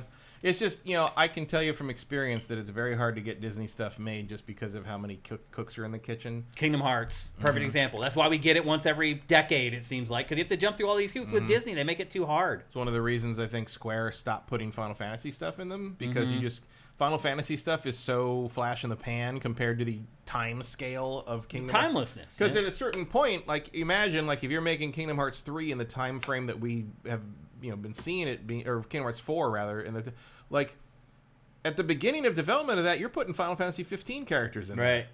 And by the time it comes out, everyone's like, who the fuck is Noctis? Yeah. Like, it's or Final Fantasy 16. They probably will never return to those characters again, would be my guess. Probably not. Like, remember when they said there was going to be DLC for that? Right. Ooh. Yeah, what happened to that? That is kind of crazy for a Final Fantasy game. Yeah. Nothing. So anyway, we get a Disney hack, but because Disney isn't doing anything, it becomes like a nothing burger. It's really crazy. You would think you're here, oh my god, Disney's hacked. Excitement. It didn't seem like there was a bunch of stuff for films either, right? No, it wasn't. There just wasn't much in there. I mean, obviously, maybe Disney, again, you want to talk about somebody who's NDA'd and careful about all that stuff. They're probably just, stuff like that just isn't discussed in the Slack. Not in the Slack. Which it shouldn't be. No, Smart companies, that's the way it should operate. So it ended up being like a bunch of really nothing, honestly. More disappointment, really, than anything. I think when I heard the news, I'm like, Disney hack? Oh my gosh. And I started reading it, and I'm like, oh, well, that's not a big deal at all. Like, none of it was. Okay, next up, this week, NBA 2K25 was announced. I was going to run the trailer in the show, but it's like 18 seconds, and it's all real live NBA footage. So I was like, I run that in the show. NBA flags the real basketball footage. Show gets a strike. Can't advertise, monetize the show. Not worth it. So they haven't really shown the game yet, but they did share some details, and I think the biggest change for this year's NBA 2K is going to be a bigger focus on the WNBA, which, no surprise here, like, it's been crazy watching this girl, Caitlin Clark, join the WNBA and people caring about the WNBA. It's like, I still don't care. Like, I'd rather watch a men's middle school. I'm not exaggerating. I would rather watch a men's middle school basketball game than watch the WNBA. I do think, like, the state championship middle school men's team could probably beat a WNBA team. I have no interest in watching the WNBA at all, but this girl came into the league, and it is, like, exploding. Like, games are selling out. Like, it's a phenomenon, which is really crazy. So it's not a big surprise that, and they focused on it a good bit in last year's game too. They had started that shift, and now it's like one of the big things, one of the big marketing things for the new NBA 2K25. So kind of interesting to see. And like, while I don't care about the WNBA, I do care about women, and it's awesome to see the WNBA taking off. And you know, those women only make like $75K a year. Yeah. To be in that league, which is insane. And this girl, Caitlin Clark, came in, and now they're finally flying on private flights. They're not flying with, like, they were flying on Spirit Airlines, Matt. That's messed up. With, like, everybody else. And they were getting harassed. They were getting off flights with all everyone else. And people were standing there, like, saying horrible things to them, and, like, this can't continue. And then Caitlin Clark moves in, and all of a sudden she's like, I don't like this. And they're like, well, if you don't like it, then you're not doing it. And all of a sudden it was changed. But anyway, NBA 2K25 is going to reflect the shift in pop culture lexicon, which is a lot of people are getting on the WNBA bandwagon, and the game is going to as well. The other thing is it comes out September 6th, so not much longer to wait. It's going to be here real soon. And just like this year's Madden, it is also going to be released for last gen. So once again, NBA 2K is not only coming out for PS4 and Xbox One, they also release it for Switch.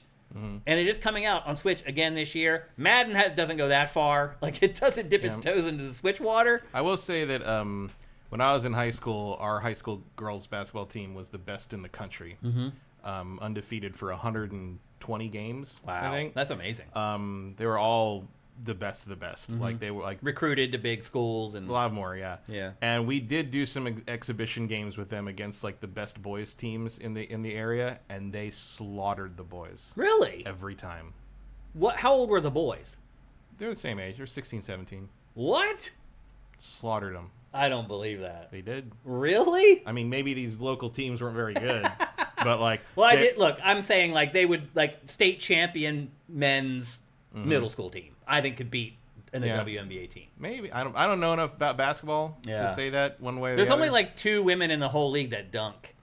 Yeah, they didn't. Our girls didn't dunk. They just hit threes over and over. And over. They just couldn't catch them. Yeah, they could. And they'd go dunk, and then the girls would go back and hit another three. Like, that was their strategy. It was like, we can outshoot them, and they would never catch up and score because, like, I'd be surprised if men weren't stuffing them on their shots though. No, not really. Wow, crazy. Like they had real. The passing game was because that was the thing. I ran the scoreboard for about a year there, and so I watched all of those games. Yeah. And like the thing about our team was this: like they had the passing was like psychic. Like just nobody's looking at it. Was like watching the fucking Globetrotters sometimes. Wow. Like it wasn't. It's like they weren't slam dunking, but like they knew it. Like their strategies were just like their plays were drilled to the inch. Yeah, it was they're a crazy. good team. They were really good. They were very, very good. And they're still good. Like those girls are like I still see them go out and play sometimes. Because good high school teams, they actually like recruit people. Yeah. And like they'll bring the girl in, and she stays almost like an exchange student with like a family in the district. We didn't do that. Really? Yeah, ours was an organic. Ours was organic. That's crazy. It wasn't De La Salle. Yeah. Or Mater Day is that football team. Mater Day is like De La Salle was the famous one, the football team where we were, because that was that like never loses. My first week in because I went to a college that was a feeder De La Salle was one of their feeder schools. Basically, if you couldn't get an actual college football scholarship, you went to my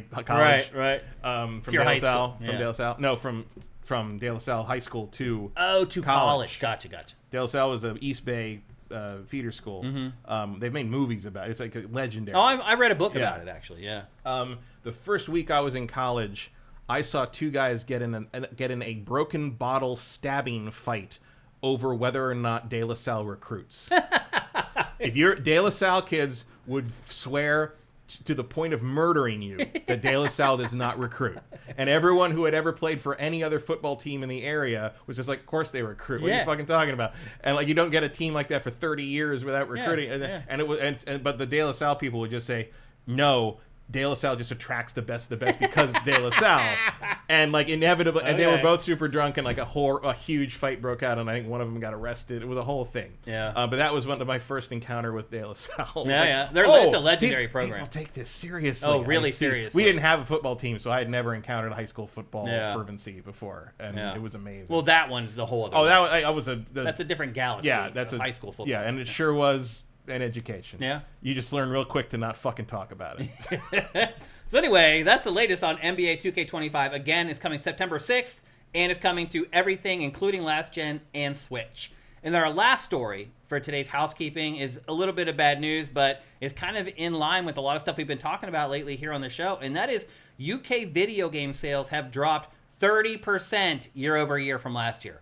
Last week we talked about how console sales in America had dropped 40% year over year. Now software sales in the UK have fallen 30% year over year so far this year. Any more alarms going off? It really, we're struggling to have good financial news in the industry anymore. It just feels like it's all bad news. I mean, that seems to be entertainment in general, right? Yeah, it really does. Unless you happen to be Inside Out 2. Yeah. Did it do well? The third biggest animated film of all time. Wow. Probably going to end up number one. Wow. All it has to do is beat Mario and Frozen now. That's crazy. I didn't even know it was a thing. Oh, yeah. Hit $1 billion faster than any other animated film. Wow. My sister told me yesterday that she was taking my nephew to see Despicable Me 4 for his birthday yesterday or something. So I thought maybe that might do well. But it's doing okay. It's number one. I don't know if it's doing super well. I know Longlegs was putting out posters that said the number one movie in America, asterisk, except for Despicable Me 4, which I thought was funny. That is funny. Yeah, I haven't been paying attention. That's staying in your lane. Yeah, 100%. That's great.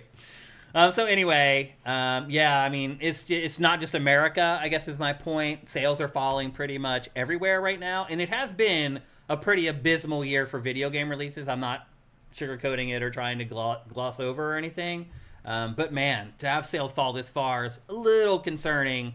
It's setting up some red flags for me beyond of it's just a bad year for software. Well, is this also counting digital? Yeah, I think it does. Yeah. Yeah. I mean, I can imagine how much retail sales have fallen, physical sales. I mean, some of this is just maybe because there's not a lot to buy. Yeah. I mean, if you look at the UK charts every week, it's the same 10 games. Yeah. Like, a new game will release, it will make it maybe to 1 for a week, and the next week it's gone, or it gets to 3rd or 4th that week. But every week, it's like EA Sports FC. Every month, it's the same game on top in Europe. So, and they're about to, I think they're announcing the new one either today or tomorrow. And it's still the best-selling. The last one is still the best-selling game. The crazy part was, it was the best-selling game in Europe last month in the UK, but it was free on either PlayStation Plus or Game Pass. I can't remember which one. And it still sold. It was still the best-selling game in Europe. So it's just a juggernaut. EA Sports FC obviously was a smart move by EA to ditch the FIFA license. It didn't hurt them. No difference at all. Did we ever find out whose idea that was? Like, No. Did FIFA leave them, or did they leave FIFA? We never really figured it out. It felt like they just couldn't come to an agreement anymore. And I think FIFA overplayed its hand a little bit.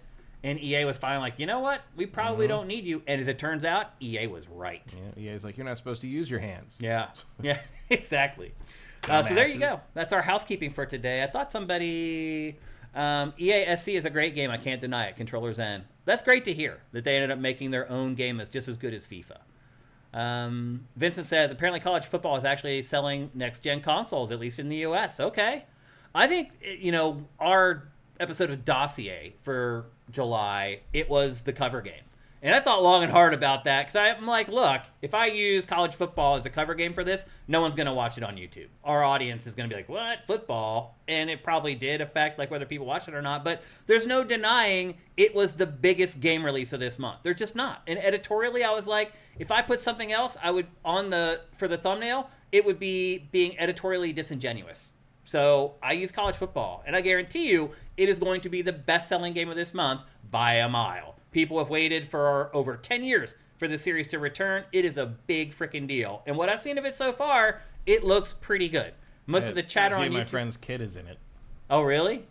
One of my high school friends. You mentioned that. Yeah, he's playing college ball. Her son plays at Cal. Yeah.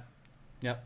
So anyway, there you go. That's our housekeeping for GameFace 395. We're about to get into the game, and I'm going to stop saying the bulk of the show. Somebody called me out about it on last week's episode. They're like, you always say we're going to go to the bulk of the show, and then it ends up being shorter than the housekeeping, and they're right. And the reason I call it the bulk of the show is because it's the part of the show that takes up the bulk of my time to do this show. It's also longer on the paper. Yeah, it is. It's spaced. Well, I also have notes for that stuff. So anyway, we're going to start calling it the game-centric part of GameFace. That's coming up next. But before that, here's a word from our sponsor, LS Cream. Hey everyone, Steven's here from LS Cream. I hope that everybody's doing well. Guys, if you've heard Shane talk about it a little bit, about all the situation in Pennsylvania, getting LS Cream into that, basically you quickly understand that the liquor industry, it's kind of difficult to navigate in. Right now, we've been put in a situation where one of our distributors has basically kept all of our money. That was not obviously part of the plan. We basically started an Indiegogo campaign to overcome that situation. Basically, you'll be able to we'll be able to ship you a bottle of LS Cream regardless of where you are. A lot of people in the comments during GameFace, they say about having LS Cream in Europe. So this is your chance to actually get a bottle of LS Cream using that campaign. So first of all, I want to thank every one of you that supported LS Cream since the beginning that we've been sponsoring GameFace, and for now, I really hope that you guys are gonna go and support us. And thank you so much. We are not backing down. We deserve a shot. This industry is kind of corrupt, but we're trying to make a difference. Thank you so much for your help, and I'll see you soon. There you go, straight from Stevens Charles, one of the founders of LS Cream. They have just launched a brand new Indiegogo campaign to get distribution throughout the United States of America. So you can go to your local liquor store or corner store in some states like California. It is really bizarre when I go back to Pennsylvania and you can only buy liquor from stores that are owned by the state, and they're open for very specific hours. Here in California, you can walk to a convenience store and buy liquor. Like, you can go at the grocery store, you can buy liquor until 2 in the morning. They close down liquor sales for 2 hours, and then you can start buying it again at 4 a.m. And nothing's happened in California. It's not like we have a bunch of we do have raging drunks on the streets, but no more than anywhere else. But Pennsylvania, for some reason, is just this Puritan state that adheres to these red states draconian banging on about freedom, and then you can't buy liquor on Sundays. It's just what the hell are you talking about? They finally relaxed the laws a little bit, so you can buy beer. And it all goes back to stores. Weird revival tent Christianity shit in the late 1800s. It's so weird. It is bizarre. It really is. So anyway, he's trying to get around all this crap, so you guys can buy his stuff where you live. So again, go to Indiegogo.com, search for LS Cream. His campaign will pop up. Their campaign will pop up. And once you get there, this is what you need to do. You need to buy yourself, and get on camera so you can see it there, a Cray Mask shirt. Hashtag Cray Mask. The cool thing, too, I like about this shirt is you can barely pick it up, but like the LS Cream logo is black on black, and you can only really see it in certain lighting, but it's also just like their bottles, Matt. If you notice on the back of their bottles, they have black on black with the palm trees. Yeah. So it is like an aesthetic that carries over into the product. Again, go to Indiegogo.com, search for LS Cream, help them out with their Indiegogo so that they can distribute this awesome liquor to everybody in America, and it will literally change that brand and Steven Charles' life. So, again, head to Indiegogo.com, search for LS Cream, and make it happen. And with that, it's time to get on with the bulk of the show.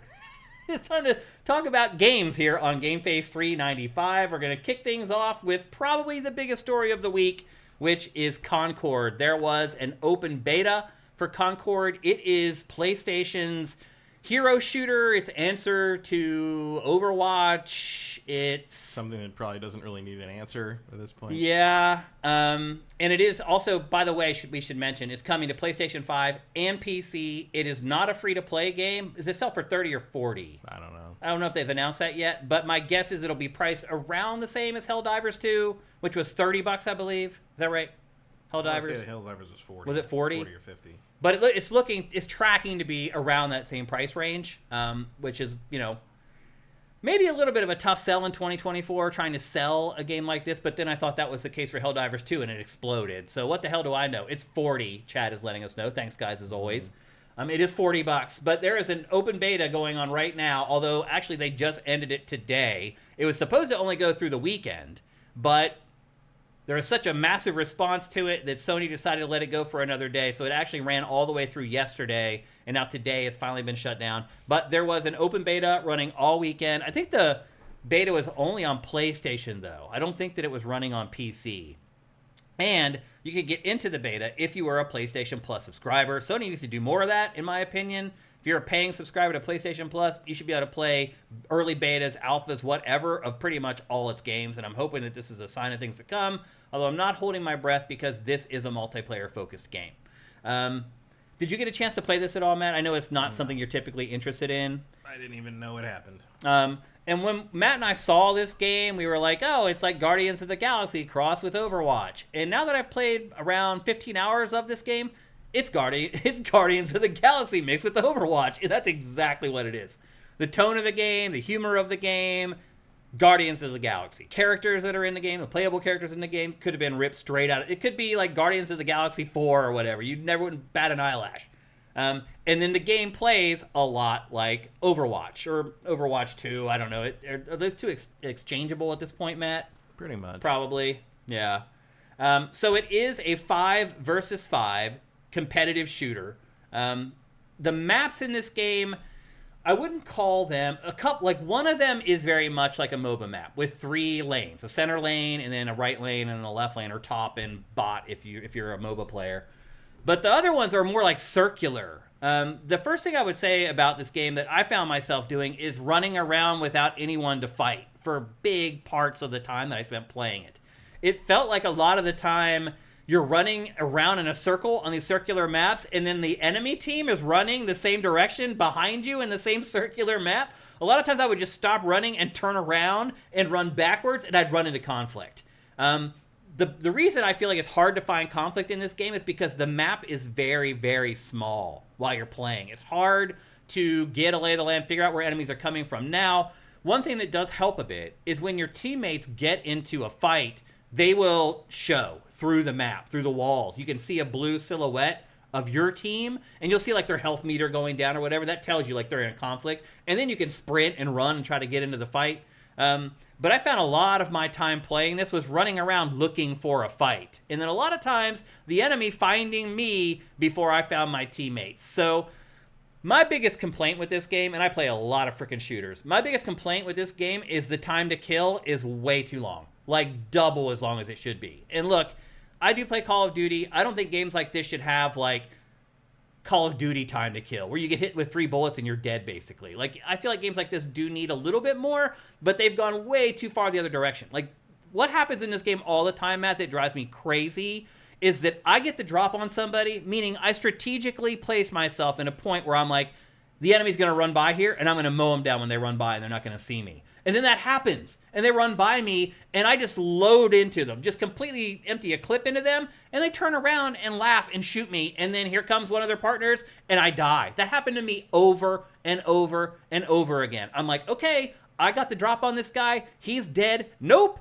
I would end up being the one that dies. This happens to me all the time in this game. What this game to me became is fight in a pack. If generally how every skirmish in this game works is whichever side has the most people wins the skirmish. So there's all these times where it's like you're fighting somebody one-on-one, you've won the fight, you're about to finish him off, some other dude on the enemy team comes in and kills you, and you lose the kill, you don't get anything. Here's the thing though, these are things that are easy to tweak and change, and that's why they have these betas. They didn't ask me for my input. Who knows if they'll watch GameFace or not? Probably not, but they didn't ask me for my input, but that's the point of these, is to get input from the community. And I'm assuming and I'm hoping that most people will be like, look, man, your TTK needs to come way, way down. Because I just felt like I got screwed in this game, like, all the time. Now, as far as the game itself, there are circular maps, and there is the one map that they had in this beta that was mostly like a MOBA. But for the most part, like, this game plays like any generic shooter. The modes are generic. There's team deathmatch. It has its own version of kill confirmed, where you kill an enemy and they leave behind a card. You don't actually get credit for the kill until you collect the card. And again, that's kill confirmed in Call of Duty. And then there were capture and hold variants. And that's pretty much it. Now, again, this is a beta, so they're not going to include all the modes and all the options in here. As you can see, they did include all the playable characters, though, in this beta. But they only included like a few maps. And like every beta, by the end of the weekend, I was sick of playing the same maps over and over, although I obviously got better and better at the game as I learned the maps. But I would say this too, this isn't one of those games where learning the map makes you that much better. Call of Duty, yeah. This game, not so much, because again, it feels like everyone's like cycling around and running onto each other. It's not like where there are choke points and there are very specific lanes where you can kind of lock them down or get a sniping point to like choke off one of the lanes. That doesn't happen that much in this game. Again, it feels like everyone's running in circles around each other a lot of the times. But here's one thing I love about this game, and I forgot if Overwatch does this as well, but after every death, you can choose a different character. I don't remember if Overwatch does that. You can change. Can you? Yeah. Between every death? I think you can. I don't remember. I don't remember either. But I like that, and I like it. Usually, I don't think people do that because the team is the team. And yeah, team composition matters, right? Typically in these types of games. But I liked that I could switch between every round. Or actually, not even a round. Like, after every death, you can choose a different character. And so, it really allows you to sample all the different characters in this game. And the other thing I'll say that's positive about this, all the characters do play completely different. You have one guy that's like, hey, here's the character for all the people who play Call of Duty. He's got a machine gun and he throws grenades. But everybody else is completely different. And, you know, with that, mileage will vary. Like, there's some characters that are very easy to pick up and play competitively with right away. And there's some that you play with the first time and you get one kill and, like, 10 deaths. And you're like, I don't know how anyone's ever going to play with this character. So, again, any shooter that's in beta, character balancing is another big part of it. They're going to look at all the data from all these matches that have been played, try to figure out which characters are OP, which ones are dominating. I would just say, in general, it felt like the heavies in this game are way OP.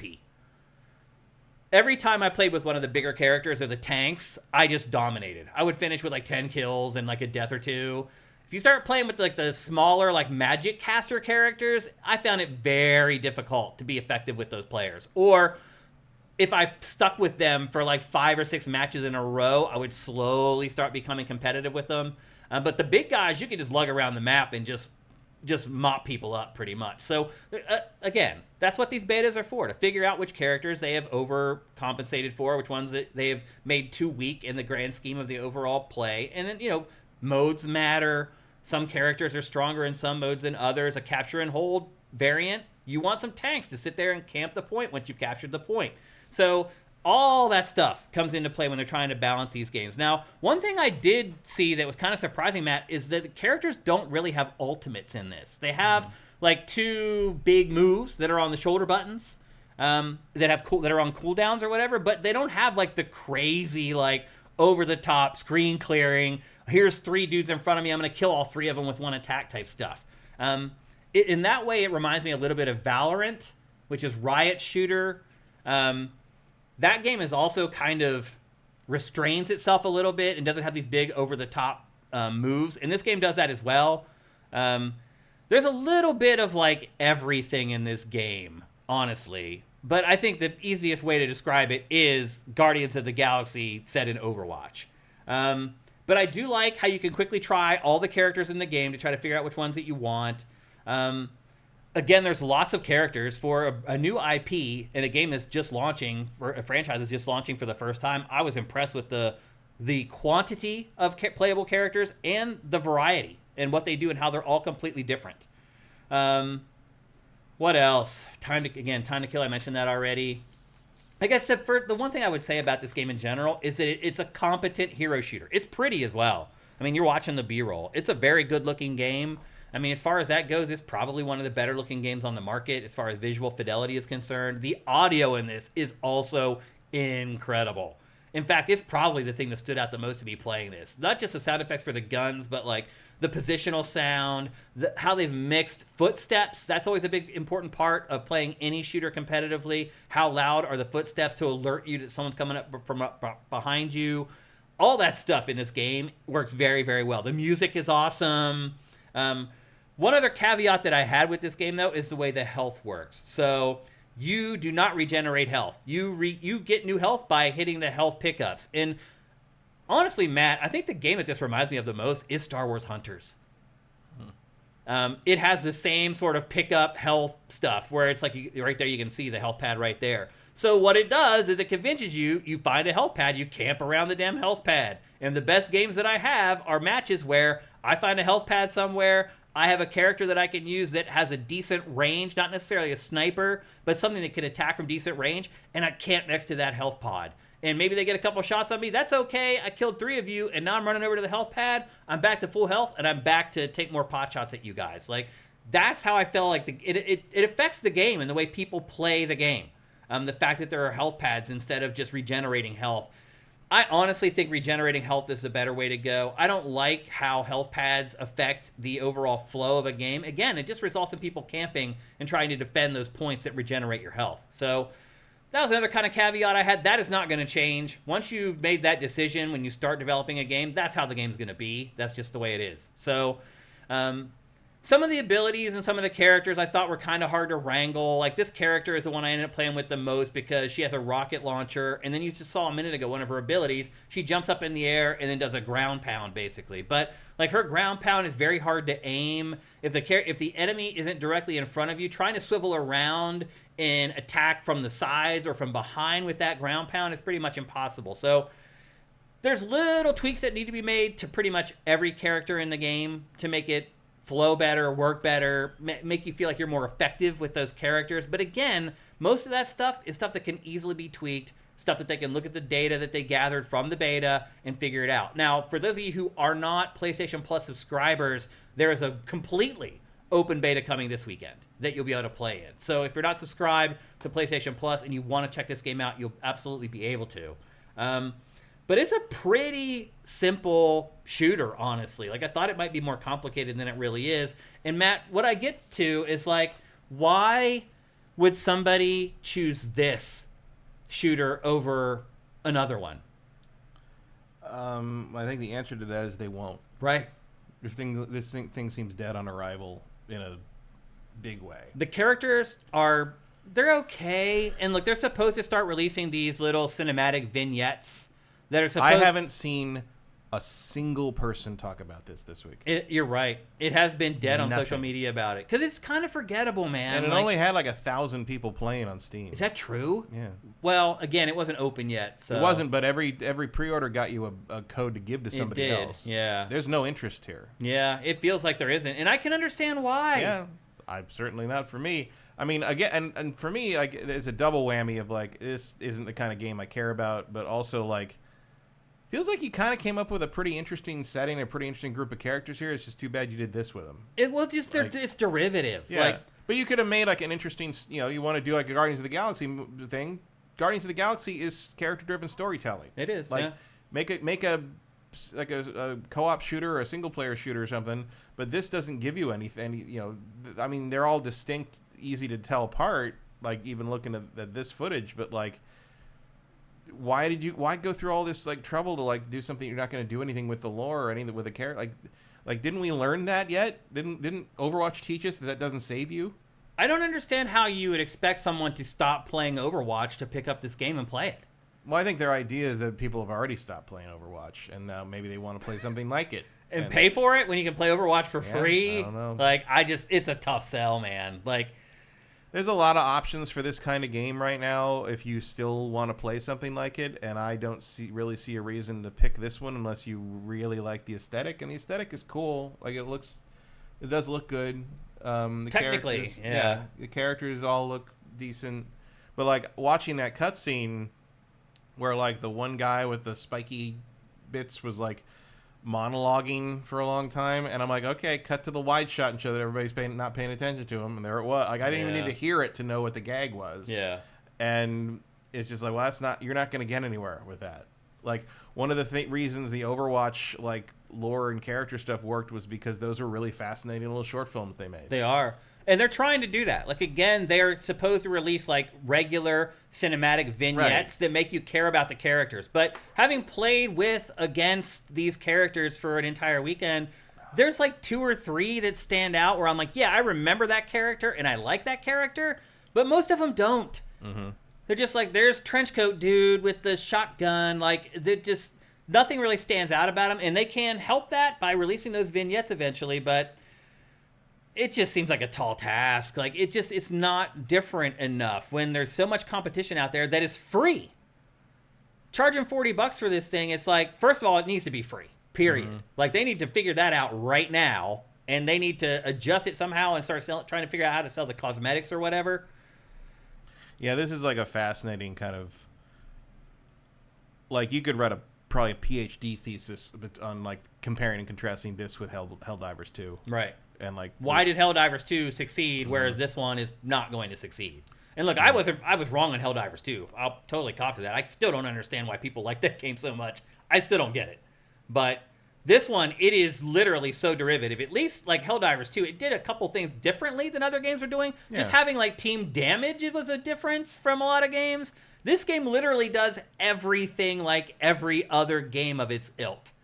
And so when you have no affinity for the characters, how do you sell a character-based shooter when nobody knows or cares about the characters? You don't. And honestly, like even if this thing got any traction, I think that Marvel game would kill it dead. And that was my final point in discussing this was like, I'm going to play Marvel Rivals.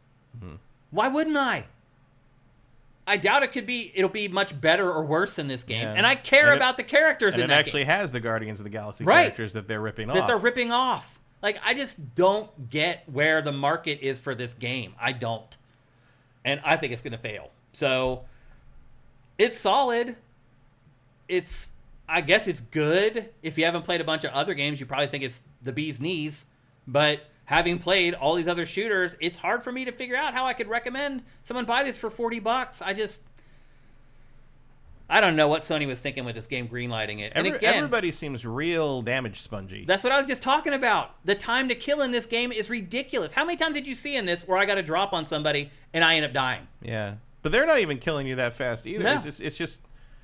Well, right now I'm a heavy. It's right, but like even the other clips were sort of like, it felt like everybody. Like, I'm just used to, I guess, the Call of Duty thing where you get a drop on somebody and you kill them, or like they figure it out and like get you, or do a crazy slide to get out of it. Yeah, but in this, it's like you get the drop and then they see you and then they do something to counter you and then you're both sort of stuck there with like a third of your life left and it's just like, I guess now we'll just what? Keep shooting. Yeah.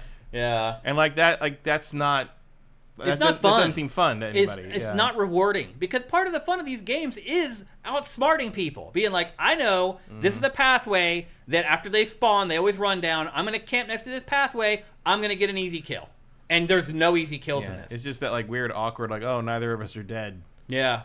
Like, let's go away. Yeah. The other thing, what happens is Yeah. the second person on the team shows up, and that's who wins the skirmish. It's always who has the more players in the skirmish. And it's weird that how wins. I don't see anybody working together in this team. In Overwatch, you would see you'd see the tank with the shield, and everybody's working behind them, and the DPS is going up here and getting down there, and then retreating back behind the defense. Like, there's nothing like that. It's everybody's just running around like an idiot. There was a couple times playing where like the healer would show up next to me. He figured out what I was doing, that I'm like camping up on this tall thing and like taking my pot shots and then running over to the health thing.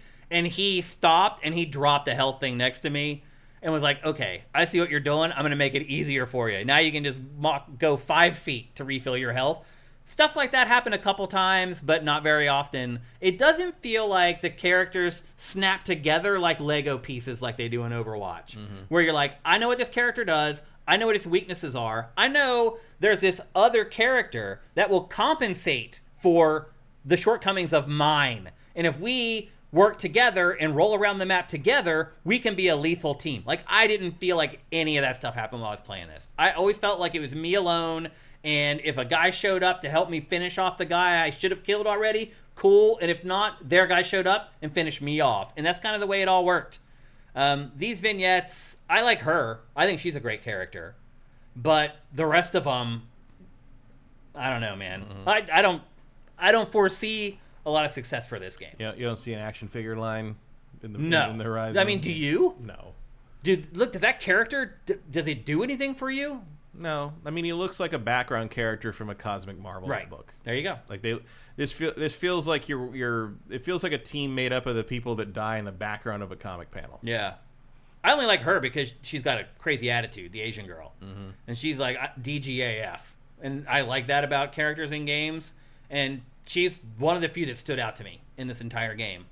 And I will say this is a pretty generous beta. Like, they give you all the characters. They gave you like 3 or 4 maps. They let you play like 3 or 4 different modes. You really get a good idea of what this game is playing the beta. So if you listen to me talk about it and you're like, I'm not sold on what Shane said, play it this weekend. It's going to be open beta for everybody. It doesn't matter if you're a PlayStation Plus subscriber or if you pre-ordered the game.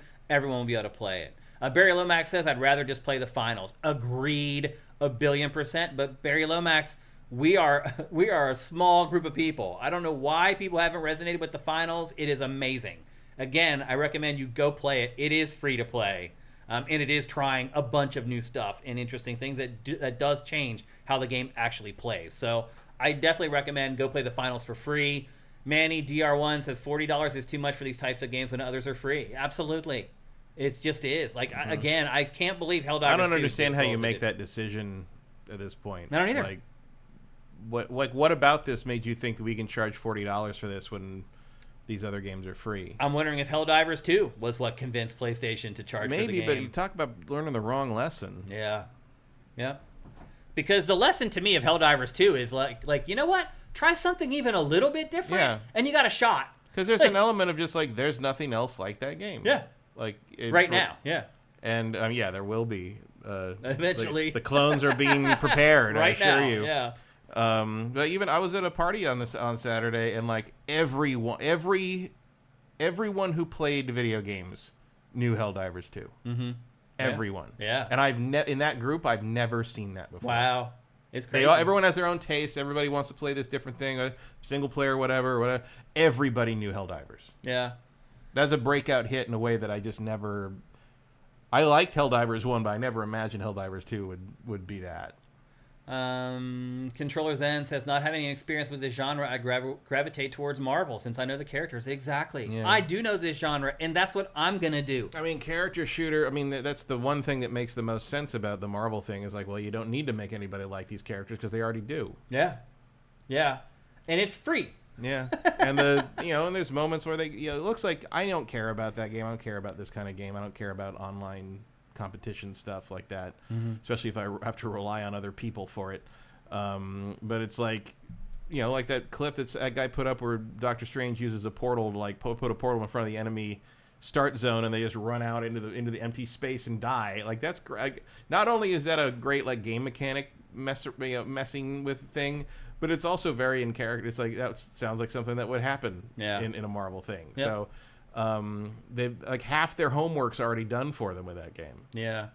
So I'm excited about Marvel Rivals. I do like games like this typically, but it's like when it's a character-driven game and you don't know the characters, it's a hard sell. It just is. It's also weird. Like they keep leaning into the Lennox guy. I guess his name is Lennox. Yeah, why? That's such a zero character design. I know. And it's like when you start playing, his personality isn't something that really stands out either. No, like they're trying. It looks like they're trying to do a Star-Lord thing with him. Yeah. But it's just not. That's exactly. I don't what even it is. need to hear him to Yeah, know to it's know not working. it's not going to deliver. The other thing too is the comedy in this isn't up to the level of Guardians of the Galaxy. I don't expect it to be, but you hope it would be in the same league. It's really not. Cinetype says he's just a generic bro dude, but he's also like an alien, right? But you're right, he is the generic bro dude, like as far as how he talks and interacts with the other characters in the game. Yeah, there's just something unsettling about like the idea that an alien could look like a douchebag. You know, like it's like you're an alien. You shouldn't trigger the same like prejudgments I have about some frat bro. Yeah. Like if aliens came down and all looked like frat bros, how disappointing would I that know. be? That's a good point.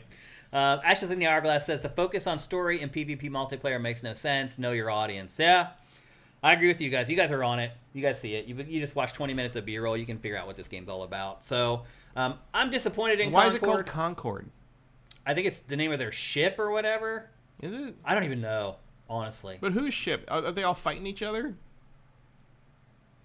No, yeah, I mean they do. But like, for example, like that cinematic, you see all those people like yucking it up together. You play against them. Like they're not like you can choose whatever character you want. So yeah, right. Like, so what is that? What even? I mean, Overwatch doesn't make a lot of sense in that regard either. But at least they had the kind of conceit that Overwatch broke up years ago, and so there's the conceivable idea that everybody would end up on a different side from each other. Yeah. But I mean, it appears that you're supposed to like suspend rational thought when you actually play the game. Like you're supposed to forget that like some of them are buddies and some of them hate each other. So that's another advantage Marvel has is everybody ends up fighting each other anyway Eventually. at any given time in Marvel's. You know, that's You're right. That's a tradition. If anything, you can always Two heroes meet each other, they gotta have gotta a fight. misunderstanding and fight each other, and then realize they're on the same side. And that's every time. So anyway, that's Concord selling for $40, coming to PlayStation 5 and PC. Again, there is a completely open beta coming this weekend. If you watch this or listen to this and you're not convinced on my impressions of the game, you can play it for yourself and figure it out for yourself. And I think PlayStation will be very happy if that's the case, because according to Matt, it doesn't sound like there's a lot of critical mass. And I do agree with you. I didn't see squat about this game on social media. That's a bad sign. So we'll see what happens. It's coming. Actually, I forgot when its release date is. Is it October? I don't know. It's pretty soon. It's coming this year. It's not far away. Obviously, when there's a beta, that's a good hint that the game's not too far off. So I thought it was like a month out or something. yeah, I think it's like next month. Yeah, it's not far away. So give it a try this weekend if you want to check it out. It is again available, or going to be available, for PC and PlayStation 5. And with that, it's time for us to do something on GameFace. August, Vincent says, for Concord. Next month. It's time to do something on GameFace that you never thought was going to happen on GameFace. And that is moi, Shane Satterfield, reviewing an MMORPG. And I just want to say, I'm not reviewing it. This is not going to be the definitive impressions of Final Fantasy XIV Dawntrail.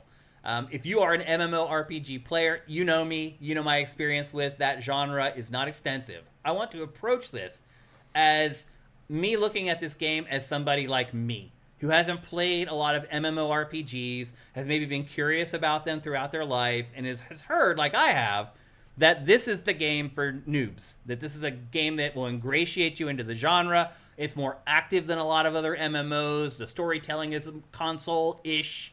All that kind of stuff is what drew me to finally play an MMORPG. And Matt, I have to say, now that I've played Final Fantasy XIV, I don't get it. To me, it feels like every other MMORPG I've ever played. The onboarding for this game is bonkers. So I didn't have like a Square Enix account or anything before I started this. So I had to go through the whole process from scratch, and it is a disaster. So you've talked before about how Square Enix's websites are terrible, and now I understand. So when you sign up for an account on Square Enix for their network, when you choose your name and you like go in to put in your password, you can't see the password that you typed in, and there's no field to confirm the password. Right. So if you mistyped the password, you've lost your freaking account. And you can never get it back. So I literally typed my password one finger at a time, making sure I got it exactly right. Finally got set up, had my account set up with Square Enix, and then I tried to start the game, Matt, and you can't just start the game. No. You build your character in the character creator, and thank God it does save it. I didn't think that it did at first, but it does. Mm-hmm. And then you go to try and join a server. Right, you create the character before you log into the server. Yes. That's right. And then you try to join a server, and they will not let you join the servers. It will say, this server is full. You cannot create characters for this server. And it doesn't show you, it doesn't show you the servers and say, hey, this one's available. You have to keep trying them until finally it goes through. Mm-hmm. And once you select a server, you can't back out and choose a different server. You have to quit the game and then load the game again, and then it will let you choose a different region of servers. It is madness. Mm-hmm. It took me almost 2 hours from the moment I tried to start playing this game to when I finally got it to load up. Sounds about right. It's insane. I was just like, what the hell is this? In 2024, it's like they are losing money. They they're doing a 30-day free trial on Xbox right now. Mm-hmm. So pro tip, if you want to try this out, try it on Xbox Series X because you get a free 30 days. But if I were not in that free trial period and I'm trying to figure out if I want to play this game, I would have just quit and said F you and never come back. I mean, my whole thing with I had to, on PC, I bought it on Steam because it was on sale. Mm-hmm. And then I had to register the Steam purchase on my account on Square, but I had to figure out how that worked. And then I already had a free trial on my A account on that, so I had to create a B account to put the code in for Steam because you couldn't put it on your main one at the time. I think they updated that. And then I want to get the Heavensward, the expansion, because that's why I was doing it. Yeah. And so then that's a separate code. And when I went to put the code in, it had defaulted for some reason back to the A account. So I registered Heavensward by accident on that account, which didn't have the full game. And I emailed them and I said, I put this in the wrong thing. It was supposed to be on B and it switched back to A, and I didn't realize it until I already put it in. And they're like, sorry, we can't do anything about it. You just have to buy the expansion again. And I was like, are you fucking serious? They wouldn't refund your money? No. Wow. They should be able to tell if you played it or not. No. And I bought that through them, through the account, because the Heavensward was on sale through the Square site, not Steam. So it was cheaper to buy it there. So I did that, so I just had to buy it again, and then register it to the B account on there because that was the one that had the Steam. It was either that or buy the full version of the game on the A account. Yeah. And I'd already created the character on the B account. Yeah. And it's all the same with the same interface as it was when I fought the first boss of Final Fantasy XI, which is the sign-up page. Or whatever it's called. Mog Factory or Mog Station or something. It's all no clue. They got Moogles all over it like it's supposed to be friendly or something. No, don't you remember that Moogles are fucking assholes? That's the whole point. If Moogles made this site, I 100% believe it. It explains everything. They're all dicks. Yeah. But no, it's a nightmare. All the administrative stuff for Square's account things and this game's account things merging with that account, it's all completely a nightmare. Crazy. It's insane. It is insane that's how they do it in 2024. Apparently there was an update that updated some of it in the last when the new one came out, but it doesn't sound like you had any better of an experience. Well, no, so you're on the console. But there's a... Yeah, I've never done it on a console. There's a cursor. You're just using a web page on the console. It's nuts, dude. I don't even know, Matt, if I actually played Dawntrail. I think I just started Final Fantasy XIV, and I think I don't know if I have to be a certain level to play the Dawntrail content. I don't know. Maybe I did play Dawntrail. It doesn't tell you. No, you played through the Realm Reborn stuff. Okay, so I just played through the normal beginning of the game that everybody plays through. Yeah. What you're seeing right now is what everyone has played all along. That looks like that looks like that's what I figured. Yeah. But it doesn't tell you. You got to play like 80 hours to get to the. Oh, really? And then you'll have to go through all the other expansions to get to Dawntrail. Like the story is linear. So you can't just jump to Dawntrail. You can, but you have to pay a fee to level up to that point and jump straight to the expansion content. You can do that. I did not do that because I figured out if I did that, I just wouldn't know how the game worked. Right. And I was correct. Yeah. That is apparently in it. Like the onboarding is even less friendly if you just jump straight to the expansion content. I got like 50 or so hours into A Realm Reborn, the main vanilla story, base, yeah. and just sort of wandered away from, I don't know how you played it for 50 hours, Matt. I have a lot of podcasts. I guess it's a nice mindless game, and then I got some of the story. The story in the main game is acceptable, but not good. There's so many fetch quests. There's so many things where they literally just send you to the other side of the fucking world, and then have to come back. And if you want to fast travel, you got to spend crystals or whatever that cost actual money. You got to pay Gil to travel with the chocobos. It's just. Look, there are lots of fast travel I believe options. people when they say that the stories in the expansions are really good, but I'll never know because I'm never gonna. Because it's terrible in this.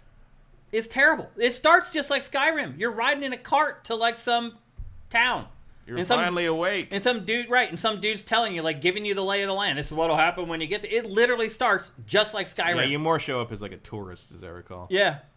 And you show up, and then it just starts this endless array of fetch quests. It is just like, you're seeing it right now. Kill 5 marmots. Get the marmot pelt. Get the marmot blood. It gets so much worse. Like, I can't, there's points where you go to, like, whole far-flung other cities in the world, and you'll get there, and, like, that's where our secret base is for the Resistance or whatever, and they're like, go do this thing. And you got to go do the mission, right? And you do the mission, and, like, we got this part of the mission done, we're ready to do this thing, and then you have to go back to the secret base, which is, like, miles away in another area, a continent or whatever, and then you go back, and the whole reason you went back to that base, you go talk to one character, and they're like, good job. Now go do the other thing. Yeah. And you got to go all the way back to where the thing was before. And it's just... Well, it's insane. I'm like my kingdom for a magic radio. Yeah. It would solve all these problems. Well, also, by the way, Matt, in this game, they don't have cars, they don't have electronics, but apparently they have, like, little earpieces where they can talk to each other. They put their fingers up to their ears all the time. Magitech is only what you want it to be. And then, like, to your point, you just wander around and you see these icons that say you've completed a quest. You walk up to the person, you hit the A button, you complete a quest. I didn't even know I did anything. Like, I'll take those 5 thingamajigs off you. I'm like, I didn't know I had the 5 thingamajigs. Well, and then you got to know that, like, different icons over different characters' heads are either the critical path or side stuff. Right. Like, the green stuff you got to do to get to the story, but the blue stuff, I think the blue ones are all side things, and they're all basically worthless. Matt, I could not figure out how to get an icon off of my character for the first hour. There was this green question mark with a number next to it that would appear over covering my character for the first hour I played this.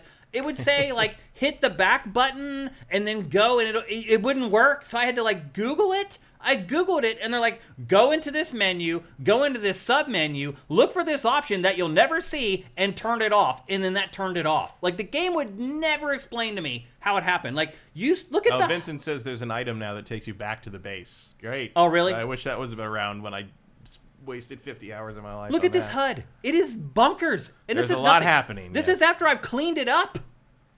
This is why I didn't play this on console, because I'm like, I clearly need to be able to mouse things. It is. I do play it with a controller, though. I did. On PC. I played it with a controller. Once you get everything set up, it works pretty well with a controller. Yeah. I mean, it does. Like, so the way the combat works, you're seeing some combat now. Basically, you hold right trigger or left trigger, and that brings up your combat abilities, or any abilities, really. And you tap, like, the bumpers on the Xbox, like the R1 or the L1, to cycle through what you're going to use the triggers to activate, basically. And look, there are good parts of this. It's not all bad. Like, I was pleasantly surprised by how quickly you level up and how consistently they give your character new abilities. Like, it felt like every 10 fights, I was getting a new ability, roughly. And that's cool. Like, it felt like I was always getting new additions to the combat system that I could add. Just another meter to watch cooldown, basically. But it did feel like the pacing of it was better than a lot of other MMORPGs. But ultimately, Matt, it just settles into this repetitive grind of just going and killing. The other thing, too, I would say is, like, my character was way OP. Like, there's boss fights, I was, like, taking them down with, like, 3 strikes. I'm like, what is going on here? Like, the whole game, I was just walking through it. Like, I never felt challenged or like I was going to die. So the vanilla game is pretty much a walkover at this point. It is. Like, I was just like, and I'm not. And like, I would get the places I got stuck. And this was years ago. I don't know if they've changed this.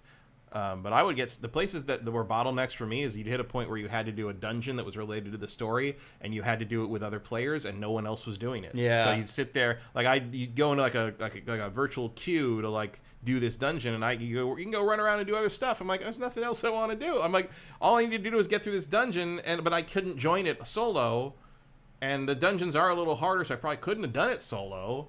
But you get in with other players, and all these people have done these things thousands of times. So like, you're basically just trying to keep up while everybody blows everything up. It's like First around Descendant, you. like I was talking about last week. But that game has so many players that you would immediately get enough people to play. I guess ETH Demon says they changed so you can do all the dungeons with NPCs now. Sounds more playable than when I played it. Yeah, I mean, well, you'd hope they'd make it changes and make the game better as time went on. Shane talking about it makes me want to play it right now. Why? Link's so good. Why? Because it's the things I'm talking about that I hate, you like? It probably just reminds him of the game. I mean, I would say, like, if you figured this game, like, I think what you're talking about, I identify with all the things you're saying, but part of me is like, maybe I should try this again. I for whatever reason, I understand what Link's so good is saying there. I'm like, yeah, maybe I should go back to this, especially with if Vincent says all these quality of life things got added. That would be way better. Man, I couldn't imagine playing it when it was worse. That's all I gotta say. I mean, it doesn't look like you got to the stuff that really pissed me off. Oh, really? Just in terms of how the game design this is the B-roll. This is just the first hour that I played. I went and played it for hours and hours more after this. So did you get to kind of the coastal town where you, like, the secret base in the basement of the inn or whatever? I don't think so. No. That's like 40 hours. No, I didn't make it 30 that or far. 40 I definitely hours didn't make it in. that far. I only played it for probably 10 That's where I really started to lose it. Oh. I played it for 10 or 15 hours, and I had lost it already. Mm-hmm. I just got tired, because the combat after a while is just like, I don't even look. Here's the thing, Matt. The map in this game sucks. You can never go to a full screen map, which is just ridiculous. Yeah, the map is terrible. And I would just rather play this game looking at the map. I don't even need to look at the graphics.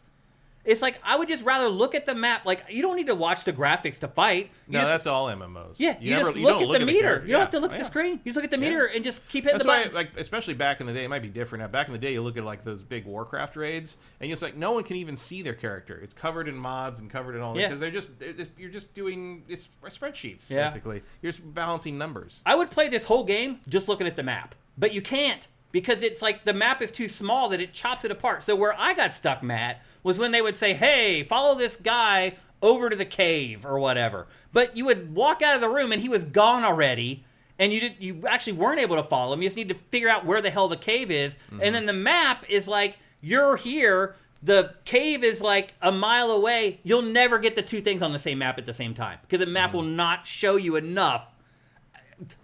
I don't understand how people play these damn games. There's got to be a better way to make MMORPGs. Like, again, it's very... I will say that this is one of the more obtuse interfaces of any MMO I've ever played. And eventually you get around it, you figure it out. I'm sure you do. But, this game has a lot of square weird in it, just in terms of that. Like the map, looking at the map here, like I'm having flashbacks to how angry I would get at the map. Even just using the mouse and stuff. Like, trying to get it to zoom out, like, there you go, like, that's about as big as it gets. And that is as big as it gets. And where is the thing I need to go to? It's over here. Can I mark that? Okay, I marked that. How come it doesn't show up on the HUD? I need to do this other marker to have it show up on the HUD. Okay, maybe those are the same thing. I don't know anymore. Like, so I need to go to this other thing, and was that the same place? Okay, if I take this, why is it directing me over here? But when I need to get there, I actually need to take this airship over here. And it just becomes... I stopped taking side God quests help you after a if you while. stop playing it for a week, because you'll forget where everything is. I couldn't even imagine. I stopped taking side quests because there was too many markers on the map. Oh yeah, so you got to ignore all side quests. Because I would run 2 miles to get to this side quest, and I thought I was going to like the main quest. Nope. No, the main quest is always with the big green check marks. Yeah. And then there's like other ones. There's other ones. I can't remember what the exact thing is. There's like something with like a key on it that indicates that quest will unlock a gameplay element. But if you see just like the regular like quest bubbles, those are useless. Those were like important when the game first came out or whatever, but now that they've basically made the vanilla game sort of the busy work before you get to the good stuff, you literally only need to do the critical path and the unlock game elements quest, and the level up curve will follow you through the whole main game fine. I see. And I also couldn't like figure out like And like, it doesn't tell you that. By the way. Yeah. There's no way you would know that. Tell you unless anything. Like, I couldn't figure out how the status effects and stuff worked on weapons. Like, I get new weapons and I'd like attack, and they'd be like, okay, you applied a status effect to that enemy. But it's like, what is it doing? Like, it never would explain anything. Usually like, does something similar to what it does in the main Final Fantasy games, but it's never that important. Yeah. Not in the ARR. Like in the later on, it becomes, status. Nothing matters in the vanilla game. Like you can basically just walk through this. well, the monsters don't attack. You have to initiate all Very combat. few of them attack. Yeah. Then So you later can just on, run through the world and just be like, oh, I want to fight that guy, and just tap A, and then you can start the fight. that's also just MMOs. Are all of them that way? Pretty much. I thought random encounters were a part of. There are no MMOs. random encounters. You'll run into aggressive enemies, but you can almost always outrun them. Interesting. Okay. And on this one, I think it's there's colors that tell you. Like there's red. If they're red, they'll attack you if you get close enough. If Okay. they're not, they only attack if you attack them. Okay. One cool thing that I did like is that there were these like emergent Monster Hunter style battles out in the open world where you could just run into other players who are fighting these big creatures, these little mini bosses, and you can just jump in. But again, like it doesn't explain how this stuff works. So what you have to do is you have to like equalize your level to jump in on those fights. But like this button pops up on screen to do it, but I could never figure out how to get the cursor over to the freaking button. So I had to Google it, and they're like, "Oh, tap the back button 5 times," and the cursor. It's just like, what are you doing? The back button jumps the cursor from button to button, Yeah. and then you can use the D-pad to navigate it manually. But it's just Just very like, weird. what is going but on? if you back button too many times, you close the thing. Yeah. So it's, Yeah, it's really bizarre, man. But I enjoyed It's like that. learning a language. Yeah. It really is. That part was a little bit like the First Descendant, where you could just wander on to other characters fighting these enemies and jump in and like help them, and they can do the same for you. And they take that pretty much from Guild Wars 2. Like Guild Wars 2 sort of pioneered that idea. Yeah. That's sort of the world event sort of thing. Gear, stingy with the gear, stingy with the gill. Well, I was getting rolling in gear. How? They kept giving me gear for like all the different quests I did, and I got tired of it. I got tired of getting new stuff because it was all incremental. It was always like tiny little upgrades, and eventually I just give up and like look at. I got to the point where like an hour at a time, I'd look at what I had. And I guess I'll clip these things now. It was it was never an issue. The only thing I really kept an eye on was weapon damage, and I was a mage, so really it was just keeping my spells up. Yeah, but it's just like.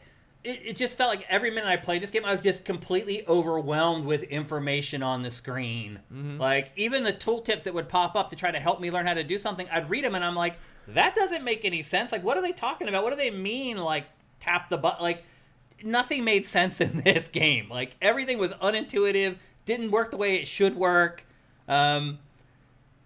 The map was a disaster. Like for games like this, like I would literally, again, I would just play this whole game looking at the map. Like I wouldn't even look down at the screen. One thing that is cool is like you can tap LB and your character will auto run. So if you haven't created like a fast travel between 2 points, you can just get your character pointed in the right direction, tap LB, and he'll just run automatically all the way to the destination. I thought that was kind of cool, but otherwise the quality of life in this is abysmal. Literally like some of the worst I've ever seen. The other thing, too, is that they completely redid the graphics for this. It looks like an Xbox 360 game running in 4K. Like, it doesn't seem like they did a whole lot of work. It's the expansions that look much better. Really? Like, this does look better than what I played years ago, but there's only so much you can do with the game. I mean, this game's from, like, 2014 or something. I mean, so it technically is probably an Xbox 360 game originally. It's a 10-year-old game. Yeah, and it shows. Like, I don't think that the game looks very good at all, honestly. Also, another thing, the netcode is not great. My rating while I'm playing, and I have an awesome connection at home, my rating was full bore. Every time, still, like, it would just lag, or, like, the character would just start running in a direction, and, like, you couldn't get him to turn because it was lagging. And it was just taking the last input that you had given before the lag. Yeah, my experience with this game was not great. And I do not agree that this is a good starter game for people who have not played MMORPGs. There's gotta be a more intuitive, easier way to make these games work on console. There just has to be. I mean, I don't know what that game would be. It doesn't exist. Yeah, I mean, I know it doesn't. But like this, just you're constantly just flooded with information on the screen. It all just bleeds together in this morass of. Well, it's a very. I mean, and it's like, look, all MMOs kind of have a little bit of that, but this game has a very specific square obtuseness to it. Yeah. That like there are UI choices in this game that I'm like, only Square. Yeah. Only Square would do something this fucking ridiculous. And the story also was just like, what is going on? Like, there's all this talk about shadows and all this. I'm just like, what are you talking about? I mean, it's just pretty run-of-the-mill, Square RPG stuff. The expansions are very different. I mean, they're by the people that did 16. There are all these cinematics where you go to this, like, where your character is in this void in the middle of, like, nowhere. Yeah, there's some chosen. And there's a bunch of crystals. And you're like, what in the hell is going on here? Final Fantasy is Why going are you on talking to crystal? Like Final Fantasy, because there's crystals. Of course, which they crystals say is like the only common element in every Yeah. Final Fantasy is crystal. Except one that wasn't. Yeah. And then they had to make a big deal out of the crystals coming back in 9. Yeah. Because they didn't have any in 8. Didn't they start talking about how like the grain harvest isn't going to be as good this year, so well, people are going to You get a starve? barrage of like weird names you don't know, and it's like, I mean, the vanilla story is nothing. It's just it's nonsense. There is a slightly interesting thing where, because you remember they basically had to tear the original 14 down, rebuilt the game, and put this out. The fact that the characters in the game remember that is interesting. Like the fact that is a canon event in the game, that the old game was destroyed and replaced by that. It's literally really? Well, that's why it's literally called A Realm Reborn. That's the name of the vanilla game story. So if you actually read through a lot of the stuff, later on when they start kind of introducing you more to it, because like you got to go through a lot of introductory shit before everybody gives you the secrets of the world, which is that like we're the second attempt at making a world because the last world was a failure and everybody got killed and all that. And it's literally talking about the fact that the game got rebooted from the ground up by Square, and like that, like there's a meta element to that that's kind of fun, but as far it doesn't really go anywhere. But like the bad guys do sort of realize that they're in a world that they never made, kind of thing. It's a weird thing. So there's something there, but like most of it is like you just had on the B-roll, like going into a random guild place you've never really been and talking to a strangely short character. Because your character is a little uncomfortably tall. Yeah. No matter who you make, the humans are all a little bit taller than they should be. Yeah. And then they give you some weird. It's like moving into a new neighborhood and not knowing anyone, and everyone just keeps talking about the local gossip, and you're like, I don't know what you're talking about. I don't know anybody. This guy did this and da-da-da over there, and of course if you go over there, you know for sure, I know that Gary did that, and I'm just like, I don't know what you're fucking talking. I came here because the thing was over your head. That's all I can tell. And I'm going to go where whoever the thing is over their head next time, and you're just going to babble at me about a bunch of fantasy names, and then I'm going to go to the next thing because I heard that at some point this gets really good. And again, like the world just makes no sense. It's like they don't have cars or any form of technology, but they're talking to each other through their walkie-talkies. Because they're magic. It's just link shells, man. Link shells. Just like in 11. Yep. So bottom line is, if you're like me and you've tried MMOs before, you didn't like them, and you thought maybe this might be the one, no. By the time I figured out kind of how everything worked and what was going on, that's when the game settled into the repetitive grind of go kill 5 of these things, come back here and give us the pelts.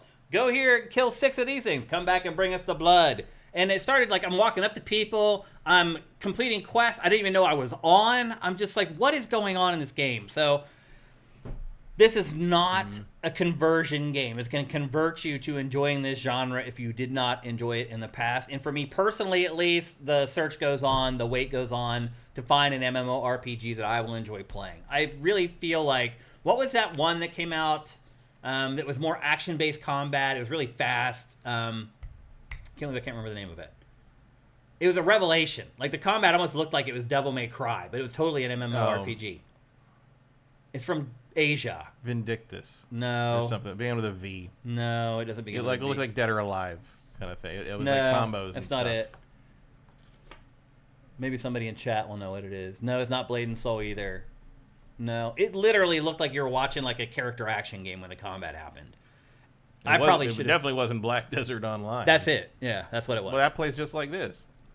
I mean, I never played it, was my point. What I was getting at was like maybe I should have played Black Desert Online because it looked like it was more like an action game. I found Black Desert even more obtuse than this. Okay, well there you go. I bounced off Black Desert in like 2 hours. There you go. That's the game I was sticking up though. Who said that in chat?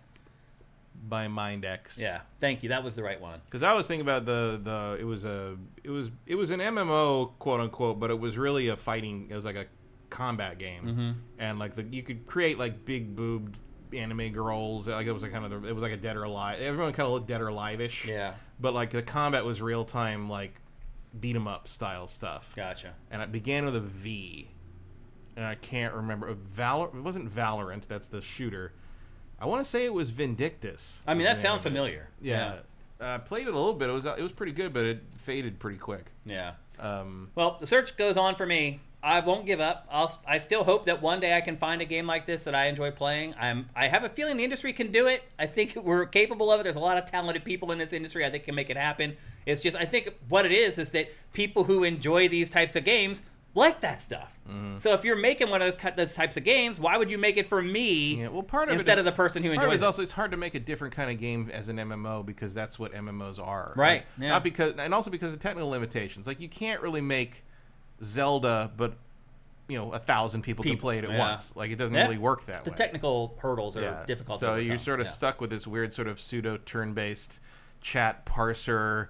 But I mean, there's no reason the interface needs to be that busy or stupid or infuriatingly, like, why is back button choose thing? Yeah. Like, that's not even what the button is labeled. Like, it doesn't even make sense for what the button is. And no other game does it that way either. No, I guess maybe it made sense when that button was select.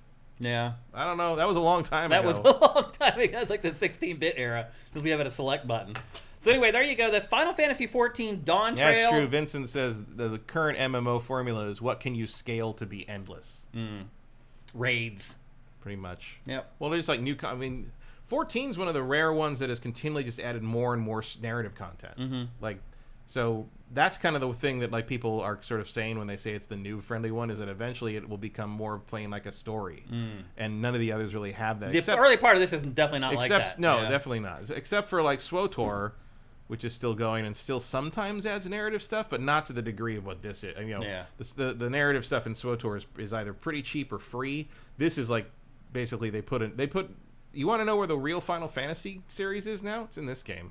The new expansions are basically a Final Fantasy story. Wow. And I'll never get there. The problem is you got to get there. Yeah, you got to get there. Yep. So anyway, if you're like me and you've bounced off MMO after MMO and you thought this might be the one, I would argue it is not. You just gotta go in and be ready to burn 80 to 100 hours on something that's only kind of okay. Yeah. Yep. Okay. And with that, and then you get to the good stuff.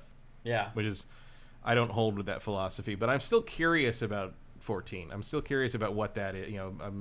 And now at this point, I don't know. The expectations might be so high that nothing would be good enough to warrant what I would have to go through to get to the actual expansion content. But maybe one day. Yep.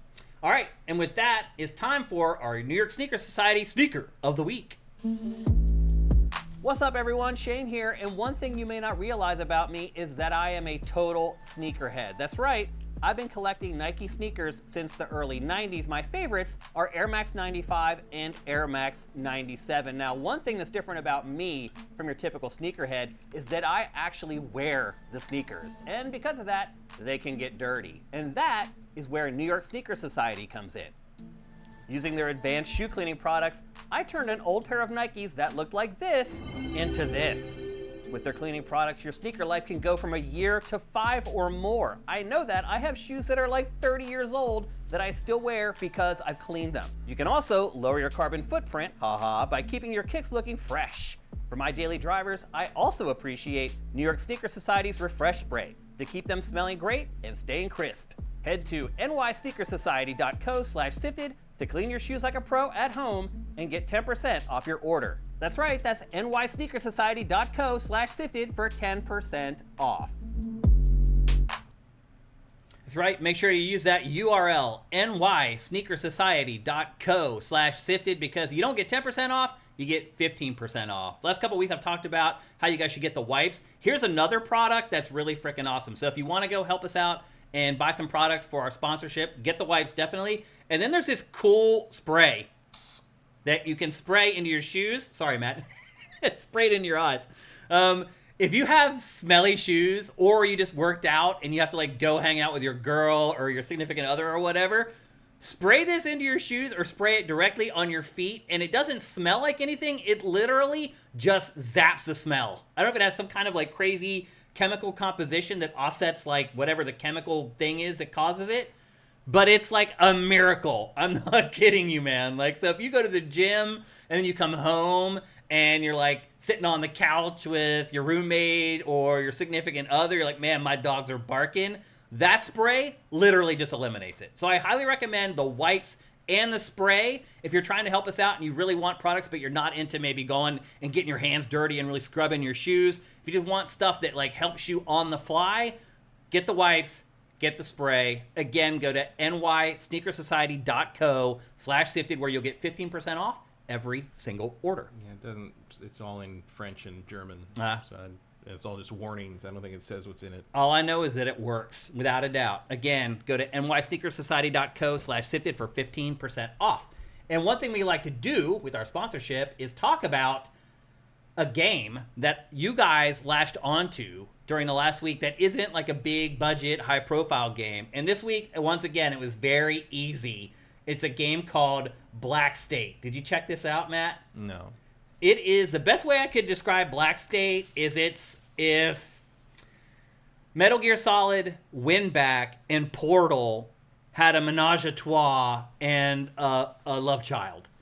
It is kind of a culmination of all three of those franchises. It is you'll see with this, there's also a little bit of Kojima in his trailer. Like, you can tell, like, the people who are making this game are big fans of Hideo. They're trying their damnedest to make their impression of what they think Metal Gear is. But it's this bizarre game where you kind of get warped into different environments. So look, you open the door to the room. Oh, I'm in a subway car. You run through the subway car. You get to the end of the subway car. And all of a sudden, I don't want to spoil it, you're in a military base. So it's like you're going through these portals that take you to these different places in time. But then once you get there, it very much plays like a Metal Gear game or Winback. It looks and plays a little bit more like Winback to me, honestly. Yeah, it looks like it actually is good. Yeah, but the aesthetics of it are more Metal Gear, I think. The aesthetics are Metal Gear, but like Metal Gear, I know it's controversial, but I don't think Metal Gear's game mechanics have ever been all that great in terms of actual like action stuff. Yeah. And there's bullet time. You already saw some of the cool gadgetry. There are brutal executions. The gore and the violence in this is pretty hardcore. There's all these nutty grenades that you can use in the game. This is definitely one to keep an eye on. It is a game that really resonated with you guys this week. Again, it is called Black State. Right now, it's coming to PC, PS5, and Xbox Series. They don't have a release date for it yet. But this was far and away the biggest small game on the website this week. You guys all resonated with this and checked it out and watched it. That guy doesn't have a lot of reactions to things. Watch his eyes. His eyes never move. No. He's just always staring straight ahead. There's some work to be done, don't get me wrong. But this game caught your eye, and it is undoubtedly, for this week at sifted.net, the New York Sneaker Society Sneaker of the Week. Again, if you want to follow the games that we talk about during our Sneaker of the Week, go to their game page on Sifted, click the gear next to the title, a little drop down will pop up, click follow, and everything that we publish around this game or any other game that you follow will appear at the top of your SIFT. Some Soldier of Fortune violence. Yeah. It's I pretty like that the robot shows up in the rain slicker poncho. Yeah. It's like, you gotta keep him dry. There's metal in there. There's electrical shit in there. Yeah. You gotta put your raincoat on. Yep. X543. Yeah. Come on. So there you go. That's Black State. Again, if you want to keep an eye on it, go follow it at sifted.net. It's one of the cooler features on the site. It'll keep you in tune with all the games and help you find your next favorite game. He does look like the Dark Sector guy. That's what he was reminding me of. Evil Oni 5 says he does look like Dark Sector. He does look like the Dark Sector guy. That's Absolutely. a good point. Yeah. And it's called Black State. Right down to the blank expression the whole time. Yep. And with that, we move on to our last game. And I really wish I had more time to talk about this. We are running out of time. But this was my favorite game that I played this week easily. And I have a feeling that this game might be a sleeper hit as people start discovering it. And that game is called Anger Foot. This is a first-person action game. It does have shooting in it, so you could call it a first-person shooter. But it's called Anger Foot for a reason, because it literally is about kicking ass. You use your foot to kill enemies in this game. You have a lethal foot. Let me tell you. You can kick a door and kick it so hard that it flies off the hinges, hits somebody on the other side, and smashes them against the wall so hard that it kills them.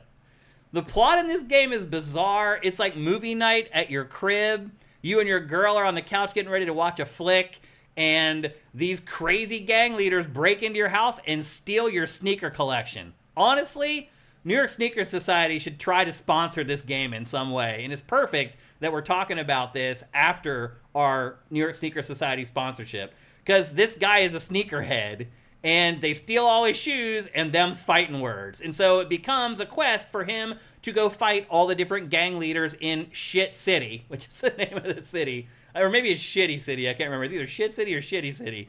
You have to kill all the gang leaders and get your shoes back. And that's the premise of the game. Once you start playing the game, though, it is designed like a roguelike. So each section of the game is relatively short. However, you take 1 or 2 bullets, you die. Likewise, most of the enemies in this are one-shot kills. If you kick them with your foot, they die. If you shoot them with a handgun, they die. If you shoot them with an Uzi, they die. You shoot them with a shotgun, they die. Most enemies die with one shot. And it becomes this crazy...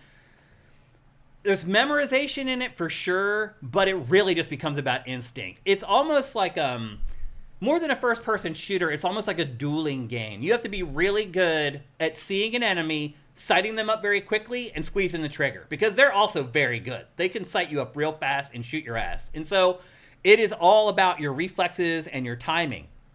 And it's challenging, but the sections of each section of the game is so short that it doesn't drive you mad, because if once you memorize like enemy placement and you know where they are, like you can beat most sections of this. Some of the sections, like they time you and you can finish them in 30 seconds. Some of them will last like maybe 10 minutes. So they do kind of run the gamut. But once you learn like enemy placement and where you're supposed to go, even the missions that maybe would take 10 minutes the first time you play it, once you've learned all that stuff, you can complete them in like a minute or 2. And that's how the game is built. So you have, I think there's 5 or 6 different gang leaders. And each gang leader's portion of the game has its own graphic style. It will have its own specific enemies. There are some enemies that carry over to all of the gang leaders, but each gang leader has a couple units that are specific to them. And then there's 16 missions in each gang leader's level, basically. And there's 5 or 6 gang leaders, so you could do the math. Ultimately, the game ends up being like 3 or 4 hours long. It's not that long at all. But then it turns into like a speedrunning game where you're trying to complete each level as quickly as possible and like basically perfecting your run and getting better at each run. And that's the game. There's shotguns, there's handguns, there's Uzis. You can pick up baseball bats and use them for melee. But honestly, like your foot is the most lethal weapon in this game. And it becomes this ballet of like using the gun with your foot, because there's no ammo pickups in this. Once you run out of ammo, your gun is done, and you throw it. And if you throw the gun at an enemy, it will kill the enemy by throwing the gun. But what you want to do is throw the gun, pick up the gun that they just dropped when you killed them, and keep moving. And this is one of those games where crazy stuff just happens because it's all physics-driven. So you can see when the enemies die, they all react realistically to the environment and to anything that they fall against or whatever. That carries out through the entire game, and it results in just crazy stuff happening. Like there was this one room, I kicked the door open, there's a guy pointing an Uzi at me right away, so I just run straight at him, I kick him, and when I kick him, the gun flies up into the air, I grab the gun out of midair, spin around, and shoot the other guy in the room in the head. Like, stuff like that happens all the time in this game. You're like, did I really just do that? How did I do that? It's pretty freaking cool, man. I had a ton of fun playing this game. The story is, it's dumb or whatever, but this game has a very specific aesthetic to it. So the music in this game is basically gabber. Do you know what gabber is, Matt? I don't think so. It's kind of like the metal equivalent of electronic music. It's this really fast, really hard, like banging electronic music. It's far beyond techno. It's just like do, do, do, do, with like a lot of like sinister sound effects. I don't know what, it just creates a tone around this game that it makes it like unlike anything you've ever played. And it permeates everything. Even when he's sitting there like getting ready to watch a flick with his girlfriend, it's got the crazy soundtrack going. And it's just the style of this game, there's just nothing else like it. Also, I would add, first ever B-roll off my new PC is what you're watching right now. And I was able to crank this thing all the way up, and it ran at like 144 frames a second or whatever. Obviously not a very taxing game. But I will say this: there's, as far as criticisms are concerned, like there are some missions that are longer and branching, and I found sometimes I would take the wrong branch and die. And if you die, you have to start the whole thing all over again. And again, you've done it once before, so you've memorized it. That's very roguelike. As far as like memorizing enemy placement and where they are. But there are some moments where you're pretty disappointed because you're like, damn, I can't believe I fought all the way through all this on one life, and then some dude turns around a corner and shoots you in the head and kills you, and you have to start it all over. So there's a little bit of that in this game, but overall, it is just fun, man. There's no other game like it. I've never played another game like it. I would not be surprised if maybe not the kicking, but just the melee in general starts becoming something in a lot of other shooters that you see going forward. It reminds me of Dark Messiah of Might and Magic mixed with Super Hot. Yeah. Super Hot, I definitely see the art style is almost like Battletoads. It's got a kind of a Battletoads vibe look to it. I get more of a street art Ralph Bakshi sort of thing from it. Some of the gang members are a little close to blackface. Yeah. In the lips, I think. It's a little uncomfortable, but like... No, you're right. It is a little weird. Zet Saber is not industrial. I was a total industrial head, dude. I know all about industrial music. It's not Front 242 and Meat Beat Manifesto and Ministry and all those groups from Wax Trax. It's not. It is Gabber. Gabber is a genre of electronic music. It's not popular here, but it's huge in Europe. And in fact, there are parties in Europe that are just Gabber parties, where you literally go and it is 180 beats per minute from 10 p.m. until 6 a.m. Could you imagine going to one of those? I cannot. Even as a raver, I could not imagine going to a Gabber party. So anyway, I had a ton of fun with this game. I had a blast with it. I was sad when it ended. The other thing, too, is that the enemies really matter in this. Like, their behaviors matter. Like, this footage that you're seeing is early on in the game, so you're just seeing like the guys with guns or whatever. Like exploding barrels becomes a big part of the strategy, but really the enemies shape your strategy. So most enemies will just run at you, and that's what you learn to deal with at the beginning part of the game. But eventually you get enemies that run at you with exploding heads. And so it's like you have to dupe them to get them into a corner and then run away. There are other enemies that throw bombs at you, and so when you first start playing this, you're very careful. You're peeking around corners, and you can use doorways to kind of cheese the game a little bit. That's one other criticism I have. But you're kind of creeping along, but then they introduce you to this enemy that throws bombs at you, and you have to run. And so as soon as you encounter those enemies, you learn, I gotta run. And you learn to run past them and use your foot to kick them as you run past them. Like, I love this game. It's like $25. It took me 3.5, 4 hours to finish it. I had a blast from minute to end, but I will say this. I got to the end and I was kind of done with it.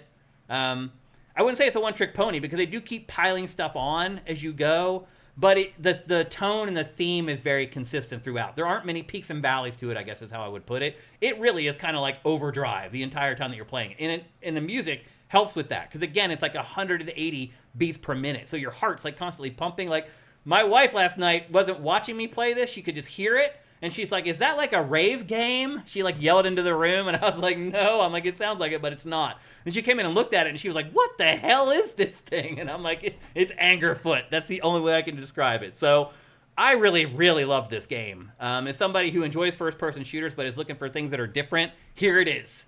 It's only available for PC right now, which is pretty disappointing. My guess is it'll be available for consoles within a year. Maybe even shorter, because this game, I think, has an opportunity to do something and make a dent. I think it's Devolver. It's Devolver, so there will be, they know how to capitalize. Yep, they'll get it into gear. There'll be a console version of it. So just keep this in mind for when the console versions launch if you're not a big PC player. I had a blast with this. I would not regret spending $25 on this at all. I had a lot of fun with it. It was immensely entertaining. Again, it's called Anger Foot, and it's only available for PC. I have a feeling if any of you guys buy this game and play it, I'm going to get DMs from you guys on SIFTD in the next couple days saying thank you.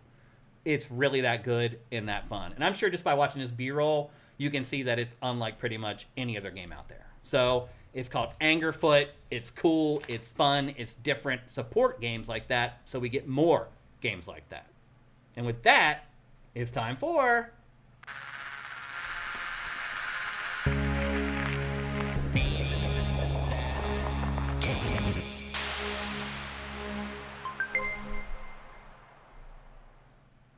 That's right. It's time for Name That Game, where I show you 5 screenshots of a video game and you try to guess the name of the game before Matt Keil. There's a few rules. You can only win once every calendar year. If you've won this year, do not play. If you're not a PC gamer, do not play. The winner of this game will get a code for a real PC game. And we're serious. I buy those out of my own pocket. Actually, some people just recently started donating some, which is awesome. If you have extra codes lying around, feel free to send them my way. We'll give them away to sifters for playing this game. So anyway, if you don't play PC games, don't play, because we want to give away the codes to somebody who will actually play. And then the final thing is the chat goes into slow mode, which means you can only enter one chat every 60 seconds. So don't just spam the chat with a bunch of game titles hoping you get it right. Chances are you're going to figure out what it is. You're going to type it in and it'll be like, sorry, you got to wait, and you're not going to win. So just a couple things to keep in mind. And I think that's it. Let me get everything set up and ready to go. Are you ready to go, Matt? Yeah. Are you people ready to go play Name That Game? Here is the first screenshot. In 3, 2, 1, go! And I'm predicting people will get this very quickly. Dino Crisis. Not Dino Crisis.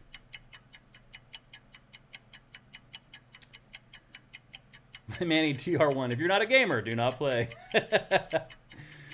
Far Cry 3, no. I guess that would be one of the first guesses, though. Gears of War, no. Monster Hunter World, no. Far Cry 1, no. Outcast 2, no. These are all good guesses. Crysis, no. Lost Planet 2, no. Far Cry 3, no. 2 guesses of that already. Nope. Another Crysis guess. Didn't look good enough to be Crisis. Yeah. That's a clue.